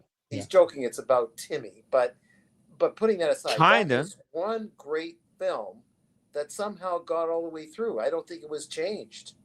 I think they got through with their whole storyline. Parasite. There's a few films that get through without the studio touching them. They leave it. Why? Because it's reaching a smaller audience. It's millions, but it's still a small audience. Well, Still makes it was by the big studio. Tim, let me finish. Still makes enough money for the studio, the big studio. It wasn't by the big studio, Daniel. That's why it became successful because it was done by the small studio that wasn't trying to appeal to the mass market. Okay, it's Korean film. Okay, but how did they go through distribution to get into North America? Because you can put it on Netflix and then it went viral. Oh, maybe. Okay. That's But how it was did, also yeah. it also won at the did it win the Cannes Award? It won everything that It won a lot of awards. Yes, so it would have picked up Venice, the guy behind Parasite then went on to do what was that? Dystopian future on a train. What's it called? Snowpiercer. Snowpiercer. And then he went on to do a TV series called Snowpiercer, which is the biggest pile of fucking garbage. Because then he got involved with the big studio. Oh, there you go, Daniel. Because so they had Jennifer Connelly on it, and she's a great actress. Right. She was very good in it. But after the first season, it became about all these bit part actors that were in it. Yeah, and I couldn't give two shits about them. You need to have a protagonist and antagonist. And then they try to be all egalitarian and all inclusive. And we need to know the story about this person and that. No, we don't. No, we don't. It became such a fucking train wreck. Excuse the pun. It became a real train wreck of a TV series. I didn't know about it, but okay. So that was where the studio was involved. But we mentioned, but just go back a moment. Sorry, I'm jumping around. I need to read the super chat. Andrew McQueen, £5 across the lake, starting Anthony Hopkins, free on YouTube, about water speed record in Lake District. He wore the Newmark watch during the record. There we go. This is a cool piece of information. You should watch it while you're there. It's a great Anthony Hopkins, legend, and it's free on YouTube right now. Okay, I'll open it up. We were talking about Blade Runner. Yeah. Blade Runner famously was an absolute bomb at the box office. Yeah. But that was good. It took 20, 30 years for it to make its money back. Oh, and then they did 2044, Blade Runner 2044, and that was also a bomb. But I think that was not a bad movie. Yeah. Jesus. It just goes to say that people don't want. That's scary. It's kind of like the Paul Newman Daytona. It bombed when it first came out, and then people realize how amazing it is. Because sometimes people don't know how good something is until they can't have it anymore. Ray, thank you so much for 2 years super chat. Glad I started a great debate. My work here. How did he start the debate? Is Dune. He was asking me what my favorite movie was, Daniel. Oh, I see. Okay, okay. When you were off applying your ointment. Okay. Right. By the way, Humble Pine says that his favorite film is The Godfather and Shawshank. Also love The River Runs Through It. And Glenn Ross was filmed. The setting is outside my house. Oh, that's something. Yeah, I didn't know until a roommate said, wait a second. What stop is that? Because they run across Shakespeare. Yeah. Was it Shakespeare Avenue? Where is it? Shipshead Bay. It's the Shipshead Bay train station that's in the movie. And the film takes place on the second, the second story of the office building there on the right. Yeah. See this watch? You see this watch? You see this watch? It costs more than your car. More than your car. That's a great movie. That's a great movie. That's a play, though, isn't it? And it's a play because that's what he's known for. And we had Kevin Spacey in it. You had also Jack Lemmon. Jack Lemmon. Jack Lemmon. played the desperate guy trying to get the And Al leads. Pacino. And Al And Al Pacino. The Pacino, of leads. course, Alec Baldwin, who says that line. Yeah, Alec Baldwin. Yeah, Before he shot people in the face. Yeah. It was all. Yeah, that's a great movie. There's Not another well movie. known. I just What want was to say another that. movie a Well, few hold on. years back? Humble Pie. I just want to say Humble Pie. Of those movies, ironically, I find the favorite. I loved all of them. Was The River Runs Through It. That was Right. directed by Robert Redford of all people, and that was very poetic. I really love that film. Yeah, go ahead, Kojak. What do you say? There was a movie about two couples where they meet up to discuss their children having a fight amongst each other. It had Rich Man, Poor Man. No. Who's the one that who's in Django Unchained? The Austrian guy who was also in Glorious Bastards. Oh god damn it! Austrian guy. You said Austria. Yeah, hang on a second. Let me in what? Inglorious Bastards. Okay. That's a bingo. We're going to Google it here. Colonel Hans Landa? No. Colonel Hans. Kurtz Waltz, is it, or something? Oh, Chris Waltz is great. Bad guys. He Chris plays Waltz. fantastic bad guys. Chris Waltz. Yeah. Inglourious Basterds. Rod Taylor. Guy. What? Is it Rod? No, it's Australian.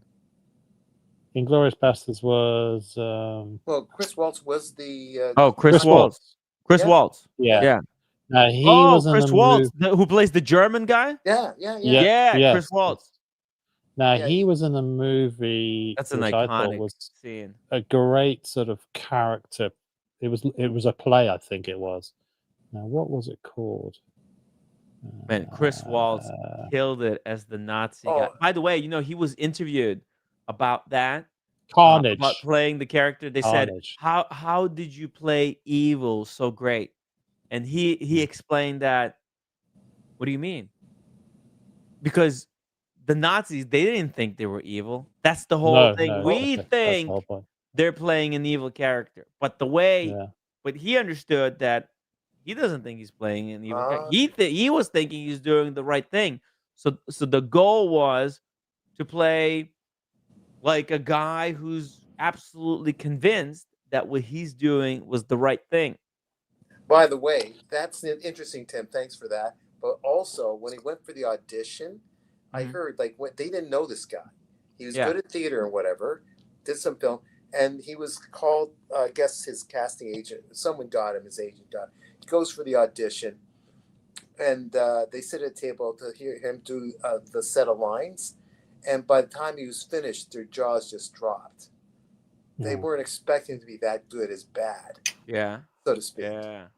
Remember. So the movie I'm talking about is Carnage. It had Jodie Foster, Kate Winslet, Christoph Waltz, and also John C. Reilly.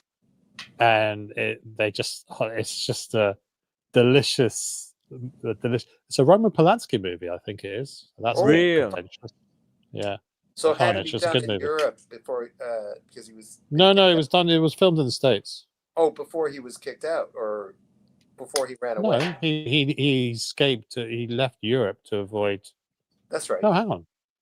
It was had some issues. Underage situation back in the 80s or whenever it was. Yeah. And he escaped that, and I don't know if he was allowed back in the States to shoot a film. So that film must have been done ages ago, or was it done before? No, it was done in 2011. And it was shot in America? Well, I think so, because because he's not allowed, and he would have been arrested if he was back in the States, or maybe they worked out something. Well, it looked like it was filmed in New York or something like that. All right, okay, whatever. Oh, Toronto, Canada, maybe, because they use Toronto as a set for New York a lot of times. But you guys have to remember is that the history belongs to the victor. So if the Germans won the World War II, there'd be all the history books written about how the Allies were the bad guys and how they overcome it. The mainstream would have been Scary stuff, eh? yeah, it would have scary just stuff. been playing Yeah, yeah. the reverse. That's how history works. Once you understand that, then you're like, oh fuck. It's not like we think, oh, the good guys have always prevailed in history. No, no. Whoever prevails defines themselves as the good guys, and the bad guys are the ones that lost. That's how history works. Yeah. That's how it is written. Yeah, yeah. That's the trick. So you realize, oh shit, there, over the decades, there was bad guys who were winning. There was the good guys. There's a bad guy right here. There's a bad guy right there, Daniel Katz. Yeah. It looks like the film villain was of the Tim it looks Wright like show. it looks like the film was actually filmed in Paris, but Okay, it that made makes- because they had all American actors. Well, mostly American actors. Yeah. No, that's not even true. It's only Jodie Foster and John C. Reilly. Or is he by the way, Canadian? Jodie Foster can speak perfect French, so Yeah, works out. but it felt like it was based in the States. No, Yeah, John C. yeah. Reilly's American. Okay, that makes sense. But it's a great study. That these are two sets of couples meeting up to discuss, their respective children having a beef with each other, and then it devolves. Actually, the real beef is between each of the couples and the inter couple relationships. It's a great study of anything by human. him, great. Yeah. Yeah, but that particular Carnage, the movie itself, is a great piece. Yeah. Boy, did we get off topic. Okay, I'm gonna leave again. Thanks, guys. No, we got to wrap it up here in 13 minutes. So if you want to stay another 13 Are you gonna do the and then video, leave, or we've if you want to gone- bounce, it's Have so we cool. gone past it, or okay, 13 minutes? No, I do have to end because I got Yeah, early. we've got to finish up. We've got to finish soon. So Okay, Yeah, so I've got what- early start tomorrow. 13 minutes. What are your closing remarks then? By the way, what's the wine for tomorrow? Oh yeah. Primotivo. Primotivo, is that the name? Let me see here. I have the name Mike Lewis sent me. George, if you can get a bottle of this, I'm gonna be buying wine tomorrow as well, like last minute. Why do you So guys crazy do that busy. last minute? Just so Honestly. crazy busy, man. But this is the last week I'm doing all this kind of extra work. It's been hard, man. Well, Yeah. it's Brutal. the last weekend of summer, guys. I know, right? It's The dog days of Primitivo de. The fuck is it called? Primitivo di Manduria. Di Manduria. Let's see if they have it here. Oh, Primitivo di Mandura. They do have it at my local wine store. Let's have a look. Keep Primitivo it there. di Keep it there. Make sure it's from Italy, though. Yeah. Primitivo. Oh, for there's crying out loud. variety of price options as well. You don't have to spend. It's not too expensive. But it's quite a reasonably priced wine. Mhm. From There's a- Puglia, I think you want to look for. Look at this. This looks like the most expensive one here would be $35, which is not even too bad. 62nd anniversary. Primitivo di San Manzano. Is This that? looks. I just get the feeling that the Primitivo, how am I saying? Primitivo is related to Daniel Katz. No, that's a premium diva. That's something completely Oh, different. that's actually Okay. that's related to Daniela Katz. Oh, Daniel Katz. Okay. Let's see, Duca di Saragnano Passone, Primitivo 2021, $17. Let's see, which one should I go with? Well, look, I'm gonna go with this one with just $11 here. You can't go wrong with Italian wine. They're all gonna be at top quality, right? What's the cost of the wine bottles? They all look so well done, the labeling and everything.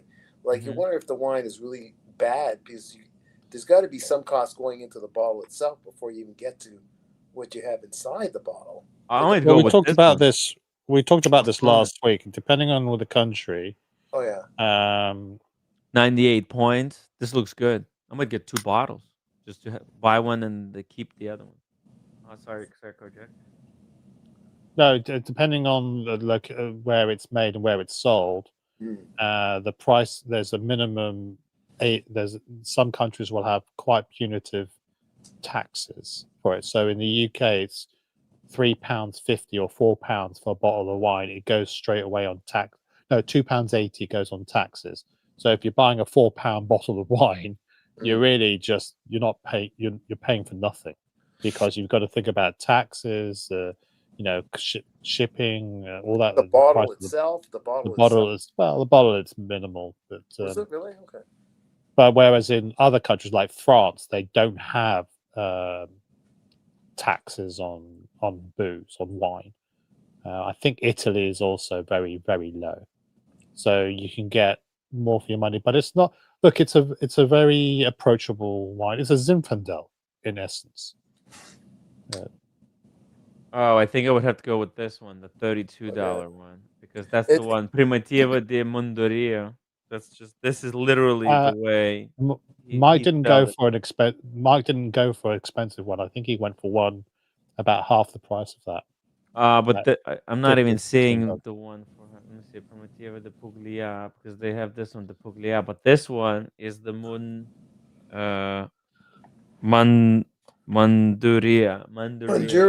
That's Manduria. Yeah, I'm looking for the Manduria, and that's the only Manduria that I see there. Yeah, that's what Mike Lewis just said. Yeah, this is the one that they have, because this one is not the Manduria. It's Primitivo 2021, but it's not the Manduria. That's the only the Manduria that they have. This looks like a good wine, by the way. This one is Primitivo. Could it be any Primitivo? Whoa, we got a $10 super chat from Mickey Kojak. 90 seconds review of Omega Speedmaster white dial. Okay. Oh, it's in the cart and can't pull the trigger. Okay. Whoa, he's doing a Tim G. Oh, let's see here. Let's go to Omega website. Speedmaster, the white dial Speedmaster, is that? I think he's talking about the Speedmaster, right? Let's see. Watches, Speedy. Let's see. Okay, Speedmaster, Moonwatch, white dial. I think this is what Tim G said he did. He bought straight from the website. Yeah. Oh, congratulations! It's a great watch, Speedmaster. You can't really go wrong with the Speedy. How do I know what the fuck is the reference for this thing? Is this the one? I think it's the one. White dial, yeah. Speedmaster white dial. Is it worth 9,500? Yeah, but he said he can't. You said congratulations. He put it in the cart and doesn't know whether to pull the trigger. Is it worth buying at retail, or do you go gray market? I was saying congratulations for Tim G's purchase. He said that. I see. Okay. That's what I was saying. Congratulations. Sorry. Okay. You're asking the wrong person, because I've got too many Speedmasters in my collection. I just can't justify getting another one. If I didn't have the Snoopy, I would seriously consider it. But then we're talking similar. Money's no question, though, because money's no question. Yeah. I mean, then why not get an Alaska project? You know what I was telling Mickey to get instead? The Porsche. He should get the Porsche watch. The Porsche chronograph. Yeah, the Porsche chrono. The blacked out one, or the No, there's a special edition one for members of the Porsche club. Porsche. Well, who makes the Porsche? I forgot. Special. Who makes the Porsche? Porsche makes it. Really? Porsche Design. Porsche Design make it. Okay. And it's different. It's not Porsche. It's Porsche Design. I get it. Porsche Design. No, Porsche Design for Porsche. This one. This is what I was telling him to get. Look at this. Order now. No. It's a PCA Club Special Limited Edition. No, it's the strap, man. Come on. No, it comes with both. It comes with the free bracelet. Oh, okay. Look. Okay, that's cool. Yeah, it's cool. It's fucking shit. That's cool. Let's go. Yeah, it's way better. Fuck the Speedmaster. Look, get both. Get both, Mickey. Yeah. You know what? You know who looked good in that? Roommate. I don't think so. She's got enough. got enough stuff. She wants to get a banana bag. Oh, banana Let me see bag. here, this is what she wants. Okay. The row. So let me answer username Mickey's question. I'll do like the white dial Speedmaster. I'm not sure I personally love it. Don't forget I've already got the Snoopy, which is sort of a white dial. It's a silver dial Speedmaster. So it seems redundant for me to buy the white dial and to have the Snoopy. I wear the Snoopy a lot. I'm going to Amiga to actually get them to swap it onto the normal Speedmaster bracelet because the cell cloth strap makes it look too sporty for me. I mean, the Snoopy on that bracelet, on the normal Speedmaster bracelet, looks, I think, choice. But that's a great. I love. I mean, look, Red had that. Sean's got that, hasn't he? It does. Yeah, and Mike has got that as well, and he loves that as well. So, you're being good company. Get it, Mickey? Yeah, get it. Fuck it. Hold on. I'm making a poll. If you can't decide, I made a poll. This poll is now live, guys. Go help Mickey make a decision. Help him make up his mind. There's 2 options in there. Let's help a brother out here with a tough wristwatch decision. Let me put both options on the screen here. I would buy it. I would if I had the money. money. If I had the money, I would get this as well. To be honest. Get both. Yeah, I'll get both. Yeah. No, that Porsche. It's just because I haven't got the Porsche one. I would get that over. Exactly. Because I've got 2 Speedmasters. Why do I need a third one? I mean, who has 3 watches of the same make anyway? Come on. I mean, like insane. Okay, so insane. I think we have mental. You'd have to be insane to have, say, 3 Monacos. For fuck's sake. You have to. You're not gonna have. Crazy. It'd be insane to have 3 Monacos, wouldn't you? So why? Fruit, yeah. It's a lovely dial. It's the real question, Mickey, is this or the first Amiga in space, the reissued first Amiga in space? Mike Lewis says that you'll love it in person. That's what Mike Lewis said. Mickey? That's what they say about Tim as well. You'll love him in person.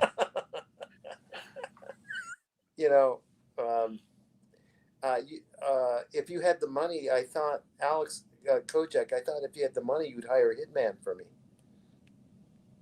No. Well, not for you. I mean, yeah. To get you. That's right. That's what I meant. That's what. Thanks for the question. You're always better with English than me. No, it's.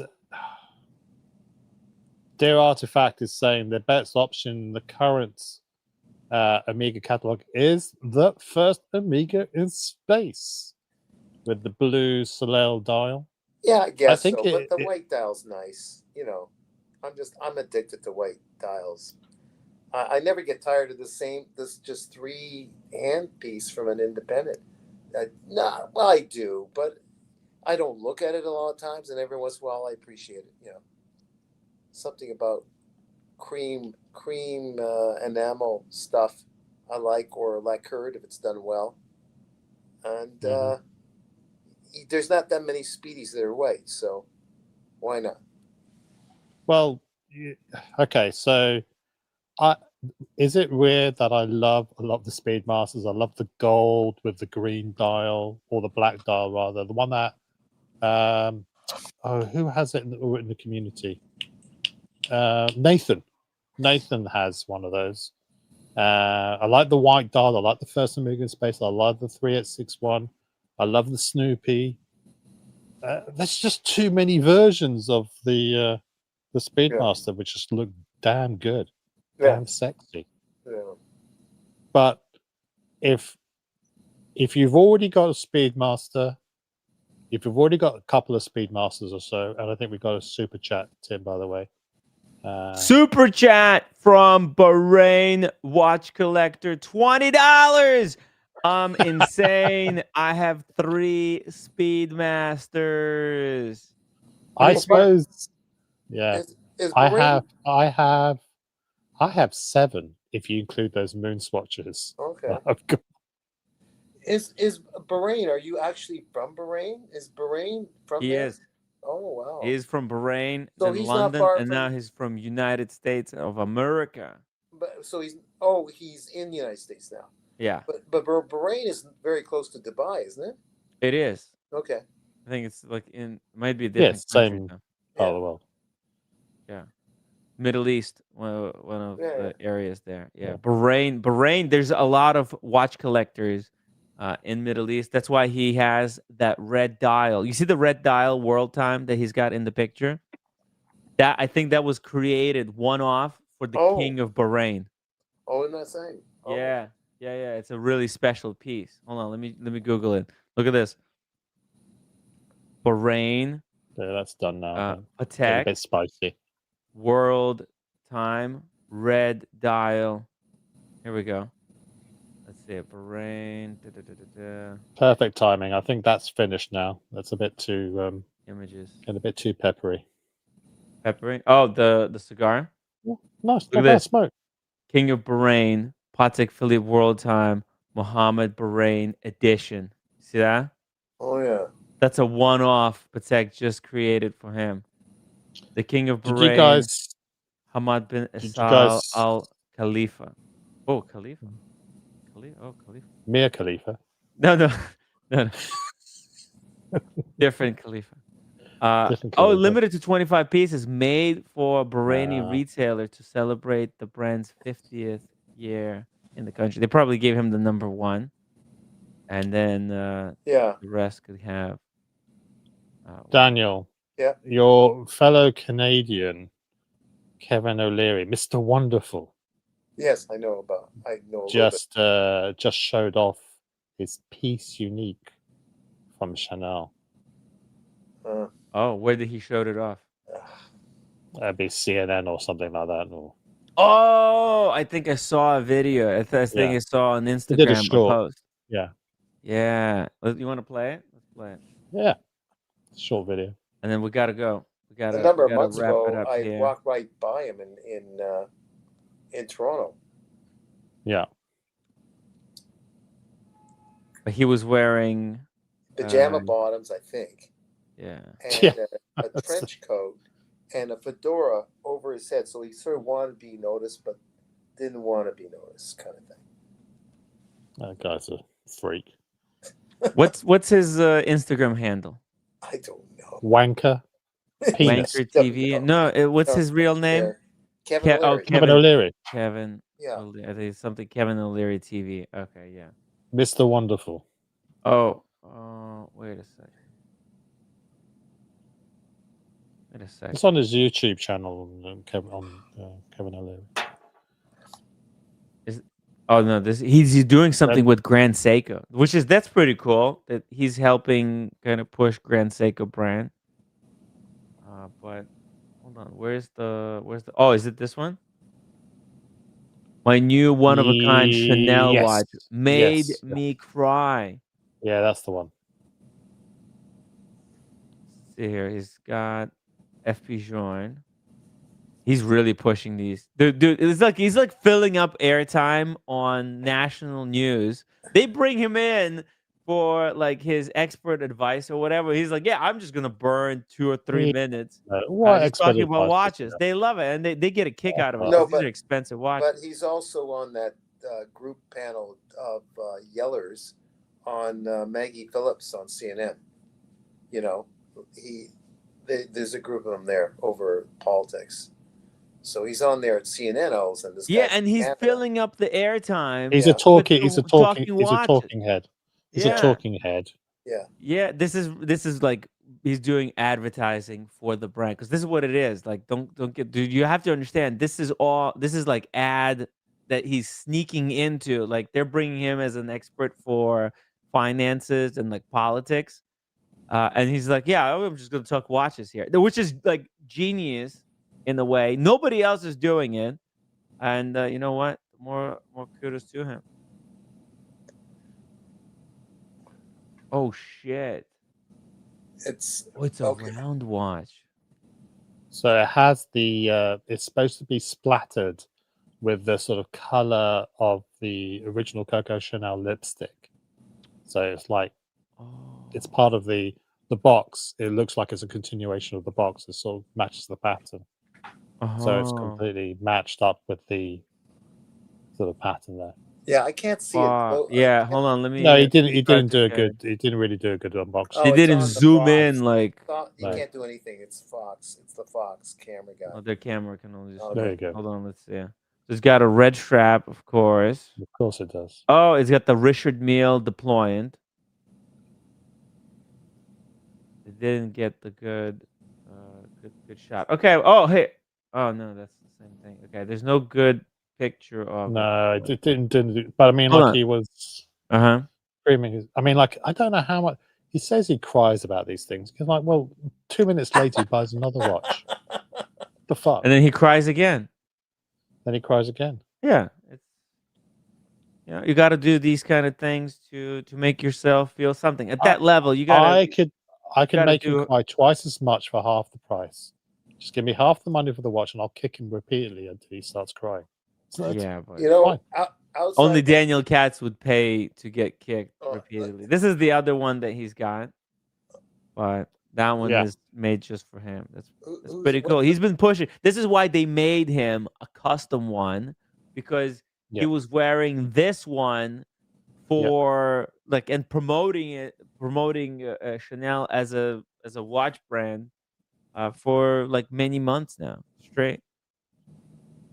I don't know. I don't think it was free. The thing is, it's like an investment. It was probably like around that 100K, which is like nothing for him. It's still money, but Captain he's do- Kirk, are you from Canada? He's from Canada, isn't he, Tim? I have no idea. I don't think so. I'm just asking. Have you met Kevin? I'm just curious, Captain. I'm just Yeah. putting Somebody up- give this guy a white Speedy. Give me some votes. I voted white Speedy. Guys, vote. They put. Hey, look at this. I'll say yes. Mickey, 50%. look, you've made your mind up. It's a great watch. Yeah. If that's the one you want, you should get it and wear it in health. It's a beautiful. The- You won't be sorry to get it. But if you've already got Speedmasters, I would seriously consider the Porsche design one. That's what I said. Yeah, go with Yeah. the Porsche. Go against the grain. You see, Mickey? The watch community obviously says the white Speedy because that's a smart It's choice. a great watch. That's but, a- yeah. But Tim, are there any Invictas available? Maybe Mickey, go for that in Invicta. Invicta or the Aventi? Okay, never mind. Oh. Did I slow everything down? I'm just throwing in a line. You stepped him. I can't Wrap hear it you. up.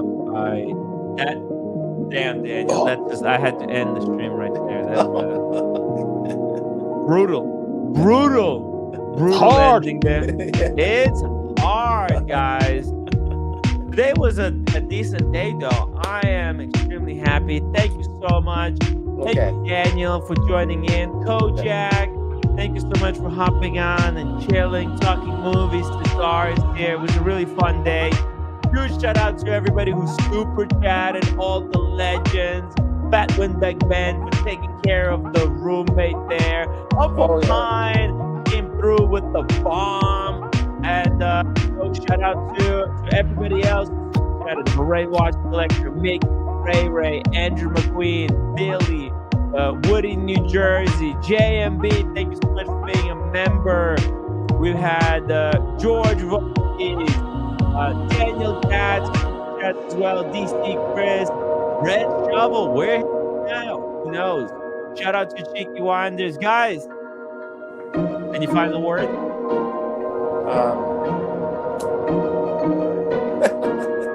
God bless America. Okay. Where's my apology, Tim? Yeah. It's in the mail. Give me your address. I'll send you your apology. Oh, you've already got my address because you keep on sending me all those bottles of food. Oh yeah. Final word. Just go for it. Need the real address, guys. Mickey, just go for it. Just do it. Just do it, Mickey. Do it. Do it.